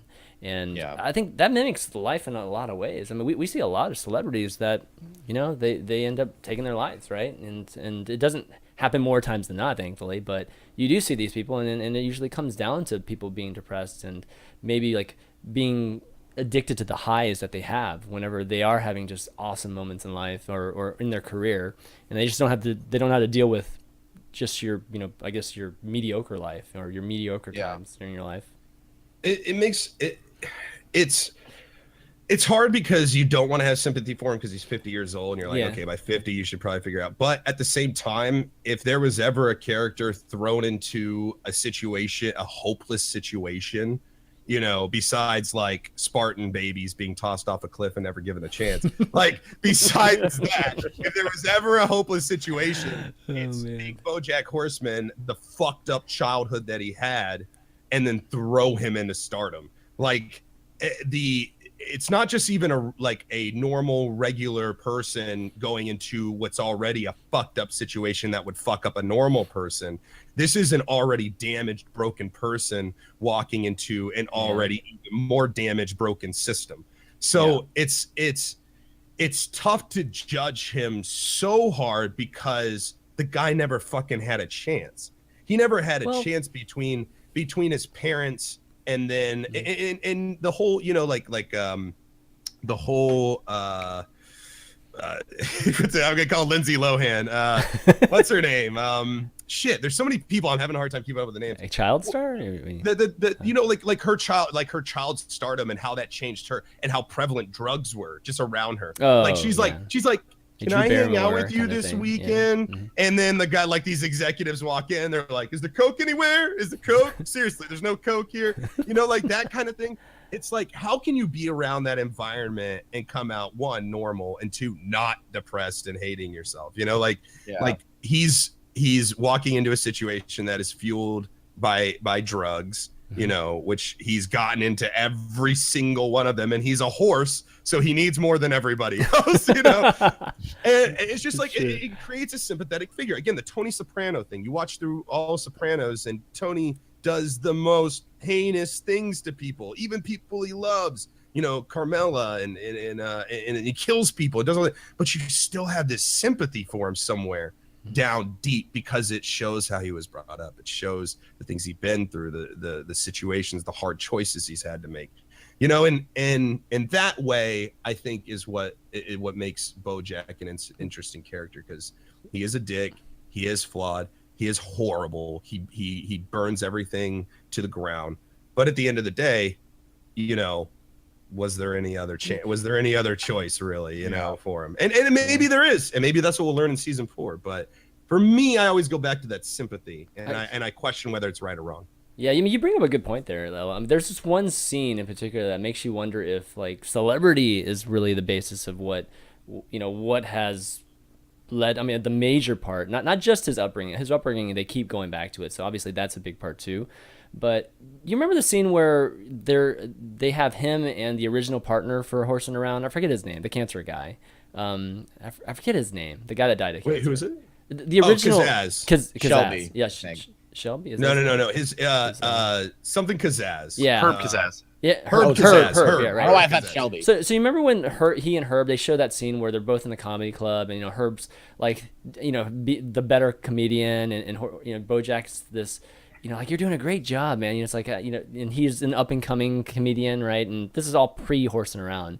And, BoJack, that character there, I mean, that was a very, a very humble BoJack, and, a BoJack that's didn't have any ego, at least in that scene. And it wasn't until they started Horsing Around, they started together, and they were just, very excited about it. And it wasn't to the point where he screwed Herb, or he, didn't really screw her, but he definitely made a decision that was better for himself, in terms of that, where the producer was there or whatnot. I feel like that was like a very, game-changing moment for BoJack. Like, it kind of let him down to more of an egotistical route where he couldn't come back. But before that, when they showed a humble BoJack, I mean, he seemed like he might have been heading down a different path. I mean, it was very short, but you could maybe see him heading down a different path if he didn't have like an enormous success right off the bat. The stardom is what the tipping point. The stardom, as well as the decisions you have to make. He might have ended up being a totally normal, totally functional. Not just that, but making the decisions you have to make in terms of like he screwed a friend, right? And he still feels bad for it. And the guy wouldn't even let him apologize for it. So it was, made him live with it, basically, right? And so yeah, well, that's why your mom always tells you never to horse around, because someone always gets hurt. I see now. And on that note, exactly. Well, did you have anything else that you wanted to add, Beardicus? It's just I was listening to you guys, and let me think about BoJack. Even when he tries his hardest to make amends and to fix things, he always manages to fuck it up somehow. He does. Like with Herb, tried his hardest to do everything he could to make things right, and basically told us, fuck you. You had your chance. Yep. Mm-hmm. And it's like it's adding more things that are killing him inside. And now go ahead. Go ahead. Sorry, I didn't mean to cut you off. I thought you were done. No, go ahead. I was just gonna say that's not necessarily fair. It's not like he does what he can to a point, but you'll see his selfishness always comes in at some point and ruins it all. Like, he'll be on the right path. He'll be like, yeah, I'm doing it. And then he'll do something or say something selfish, and then it kills it all. So like, and even childish sometimes. So like when he went to Herb Kazaz, I forget what exactly was said in the exchange, but at some point he's just like, I'm taking this telescope. Like that's when it got like crazy. Like when he was there and he didn't get the closure, he thought he deserved. Right. And when he didn't get what he wanted, he acted out and threw a tantrum. You know, when he should have gone to that man, having betrayed him, with nothing but humility and accepted whatever this man gave him, you know, whether it made him feel good or not. As soon as he didn't get those feel good feelings from saying, hey, cancer buddy who's on his deathbed, I'm sorry I made that mistake. And Herb Kazaz say, it's okay, BoJack. It's all right. Don't worry about it. You know, he didn't get that, which is what he wanted. And as soon as he didn't get that, there comes BoJack. There comes selfish, you know, childish BoJack. It's his own nature fighting him. Yeah. And you see it every single time. Every single time. Yeah, and he can't cope with it, and he doesn't know why he does it. He can't stop himself. Yeah. You know, and it's tough. It's like a car without brakes. You know, like it's gonna crash eventually. Just when is the question. And that's why we watch it. That's why we watch. That's exactly why we watch it, man. And it's it's hauntingly hypnotic though when you're watching it, and it's not just him destroying himself anymore. He's destroying every single person around him with his selfishness. Mm-hmm.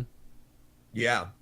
And if you how about this? Here, I'll take something a little further. If you want to see the complete opposite, go watch Flaked.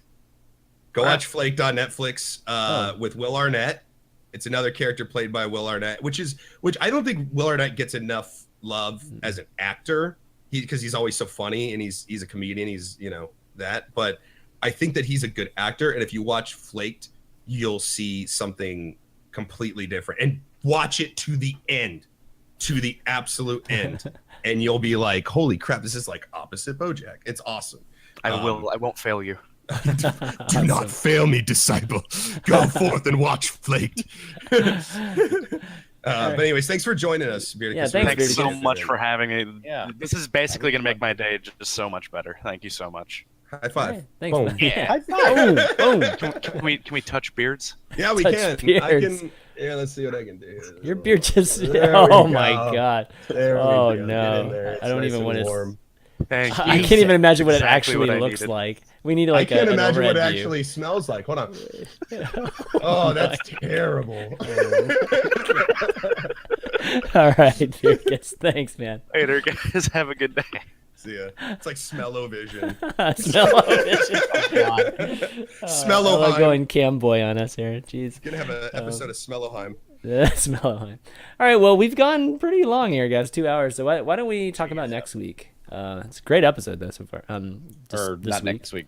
Or not next week, but the next episode, whenever we end up doing Yeah, it. next episode. I guess it'll likely be 3 weeks. Yeah. Unless actually I might be able to do the show from San Diego. We could work that out too. So maybe next week. We'll keep everybody updated. Well, we'll try to figure it out. If we can, then Yeah. maybe we can. Some kind of weird live I'm thing sorry, from a not hotel next room or week, but the something. week after. Hopefully. Oh, okay. Are you Either talking way. about that? I was going to say, like, Yeah, you're not talking about like San at Diego. TwitchCon. Oh, that's right. You're going to be in San Diego for. I'm gonna be on planes all day on and we'll figure it out though. Yeah. But We'll definitely figure it out. who All wants right, to drum roll. reveal? Drum roll. Bam. Preacher. Actually, I have next week here, but it's it's going to be when the next episode. So yeah, TV series Preacher, guys. Anybody want to go into it a little bit more? It can be seen entirely on AMC.com. Okay. Like great. you can. This is really one of the reasons we picked this, besides it being talked about and stuff, and being a long time love of both Diction and myself. This is available to everybody. You don't need Netflix, you don't need HBO, you don't need any of that stuff. Just look up Preacher streaming or Preacher episodes, and like it's usually the first link that pops up. It'll be AMC, and you can watch them all the way through. Diction, you want to talk about Preacher a little bit? Because I know that you're a big fan of the comic. Yeah, I mean, I haven't read through the entire comic, but I've read the first 2 or 3 volumes, I believe. And I mean, it's fucking wild. It's crazy. It's out there. And the TV show is its own kind of beast because Seth Rogen and Evan Goldberg, they've been trying to make this for like 10 years, I think, or something. It's a ridiculous amount of time. They finally got it okayed and made the show. But then Garth Ennis, when they're like collaborating, said like, you can't just make Preacher. You can't do the same story because people have read that. It's been out for 25 years. Like people have read that story plenty of times. You need to do your own thing. And so the show veers off course dramatically with the same characters in tow. And it's I don't want to get into too much detail, but I like it a lot. And it's a really cool comic adaptation because of that, because they didn't stick to the same guidelines and script of the comic series. Same thing that worries me, like going into it not knowing anything about the show, having read all of Preacher. I mean, let me give you some backstory here. When I was growing up, when I was 16, 15 years old, the group of guys I hung out with was this dude Scott, who owned a comic book store, and our whole group of friends. Okay, nice. And I worked at the comic book store. Bruce Lee. Some of you guys know Bruce Lee 01. That's when I started hanging out with him. We used to do Halo nights over at his shop, and it was perfect because he had different sections in his store, and we would do LAN parties. But this was like the book that they were like, you're not ready for this. Like, read this first. Tell me what you think about this. Then maybe I'll give this Preacher to you and let you read it when I think you're ready. Like, it was like this weird, like, coming of age thing for me whenever I read it, because they kept it from me purposely for so long. And I let them just kind of like, okay, I want to see what this is all about. So eventually, after, I think when I was like 18 or 19, like 3 years later, they were like, my friend Scott, comic book store owner, goes, all right, you're ready. Like, read volume 1. Because, and I see why he did that, because the comic is out of fucking control. Like, it is so, it is the darkest, grittiest thing. And I think it's what drove my love for dark and gritty things. It's just this manifestation of all things, just anti everything, like religion especially. It's just so blasphemous, like if you're religious, especially Christian, and you read this, or if you're Catholic or something, like oh my god. But my one worry is that when it goes to AMC, that they're not going to be able to do it justice, because it's so fucked up. There's no way they can show this shit on television. They couldn't. I mean, the stuff that's in this comic is like snuff film type shit to a point. Like it gets really bad. NC-17 for sure. Yeah, or older. Like I feel like you should be 50 by the time you read this, but you're gonna feel 50 by the time you're done reading it.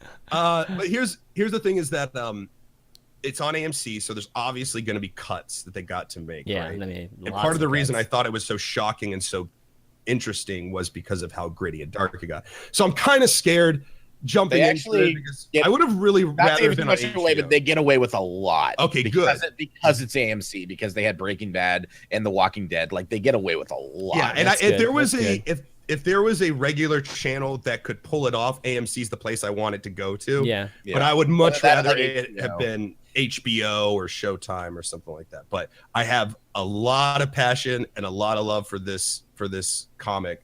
So I'm very scared to go in and watch. Is the 10 episodes? So it's 10 episodes, right? Like this season. Is it the first? Is it going to be multiple seasons? It is going to be more than just. Oh yeah, they got picked up for like 2 more seasons. Oh, awesome. Okay, so we might have to revisit Preacher at some point too. I'm sure once like maybe the second and third season are done.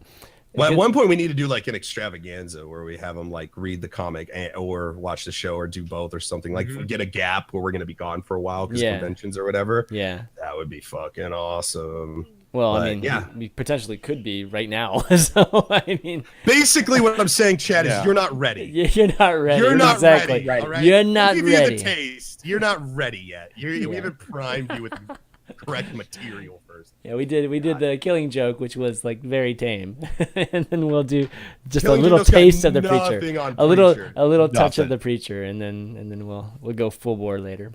Yeah, if you thought Killing Joke was dark, oh god, oh, it's not dark. I mean, it's not dark. It is kind of dark, but like if you consider that to be dark, like you don't know what darkness is. you don't know the pitch black. Hello, darkness, my old friend. I don't know the name of the gun. I just know the sound it makes when it takes a man's life. Kind of. Wow. Okay. Yes. Nice. Anyway. All right. Why don't we wrap up, guys? And thanks for Psycho and Beardicus for calling in and joining the discussion. There's definitely some great stuff that they added. And thanks for everybody for watching too. Diction, where can people find you? I'm at twitch.tv/eatbydiction1 and twitter.com/eatbydiction1. I'll be streaming in like an hour and a half, and I stream like 5 to 6 days a week. Usually in the mornings on the weekdays, PST time, and yeah, we have fun. I have a fluffy cat.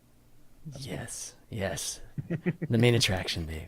You're The fluffy cat. 20% Marla. Like that's part of you. You're like a She was on the show transformer. today. I was holding her for a little while. That's true. We saw her. We definitely saw her.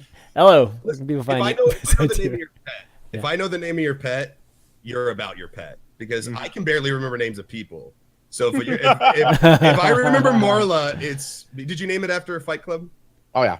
Yeah, I thought so. Okay. If I know Oh, your- nice, nice. Yeah. I didn't even get that until now. Yeah, wow. I figured, and you should as well. You should. Okay, so I'm Ellohime. If you don't know who I am, then I don't know how you Why are found you on this channel? Why are Damn you it. here? Okay, so there's a game that came out that I saw that came out, and I want to play it so bad for you guys. So I'm making a promise to you guys. I'm making a promise. Oh boy. This is a promise. I will be here tomorrow morning and we will play this fucking game. All right. I'm making this promise. I will not break this promise as everyone who is watching. And this game looks ridiculous. And I'm not What even game going to is it? say it. I'm not even You going to can say tell us what game it is? What the I'm hell? not going to say. Oh my you God, show okay. up. Is it I- new or is it old? I'm not going to say. I just You found piece it. of shit. I found it. And I'm going to show up and I'm going to play it because I know I'm going to have fun with that fucking game. There's no way I can't have fun with it. So All right. come back. Teasers, like, man. anywhere from Teaser. 3 to 5 a.m. in the morning, I'll tweet out Yeah. because I don't know when I'm going to wake up because my sleep schedule, but I will be here in the morning and we will play this game. I promise. That's going to happen. Zork. Some guys saying Zork. Yeah. Yeah, baby. It's called Myth. Okay. Oh, Or Myth. No, Mist. Oh, missed. Oh, missed. I'm just kidding. I called it Myth. My bad. Oh, I grew up God. playing Myth, the Fallen Lords. Oh, me too. I love that game. Oh, Oh, yeah, it it is good. I love that. But stuff. ChanMan, tell us a little bit about yourself. Yeah, you can find me on everything that ends in ChanManV, basically. Just YouTube /ChanManV, Twitter /ChanManV, and Twitch Twitch.tv /ChanManV. I do a bunch of other podcasts and shows too for pertaining to Hearthstone and Overwatch. So if you like any of those games too, check out my YouTube. All the VODs are there. And also another thing too, guys, with the show, the spoiler alert is available on iTunes also. So you can, if you guys like to listen on the way to work or whatnot, you can find it by typing spoiler alert right now. And if you want to help us out, trying to get ranked up a little bit, I don't even know what people search for honestly to find spoiler alert. So we might need to figure that out. But leaving reviews, obviously good 5-star for reviews, and some comments too really helps out with that. So if you do like the show, I encourage you to do so. That helps. That definitely helps out a lot. But I prefer that you be honest with your 5-star rating because I still want it to be a 5-star rating. I just want you to be honest about it. I think it's only worth 4 stars. Then don't be shy. Don't even no. I'm not. no. That's That's not what he's If saying. it's 4 stars, That's what he's don't saying. put anything. Yeah. I only want 5 stars. That's it. If you feel 5 stars, Oh, if you gosh. don't say anything. Yeah, Nobody exactly. needs- Exactly. Nobody needs That's your what we're opinion. saying. We don't grow. We have to have a We don't grow. criticism. We don't No, grow. it just hurts us. So if you're not gonna give us 5 stars, Oh man. don't fucking bother. Don't even awesome. bother. Oh, another thing, Delete too, iTunes. another thing too, guys. If you guys want to tweet us some suggestions, as to we're always trying to figure out what to do the following week. It's literally like, hey guys, what do you want to do the following week? Like a few hours before the show. Yeah. At times, it'd be great for you guys to give us some ideas too, because we don't have endless amounts of ideas yet. At least. Yeah. We're gonna be like, we're gonna do Sex in the City Oh all my 10 God. seasons. No, No, I won't even do Yeah, one. man, we you're get, we get a Samantha. veto right now. We've got vetoing abilities here. No. But yeah, guys, that's going to be it for the show. So if you guys missed any of the beginning of it, you can check out the VODs too. Probably here on Ellohime's Twitch, or I'm going to post it on my YouTube channel too. So yeah, you can catch it there. But that's going to be it, guys. For Eat My Diction, Ellohime, and myself, ChanManV, we'll see you next time. Take it easy. Later. Blowing them kisses.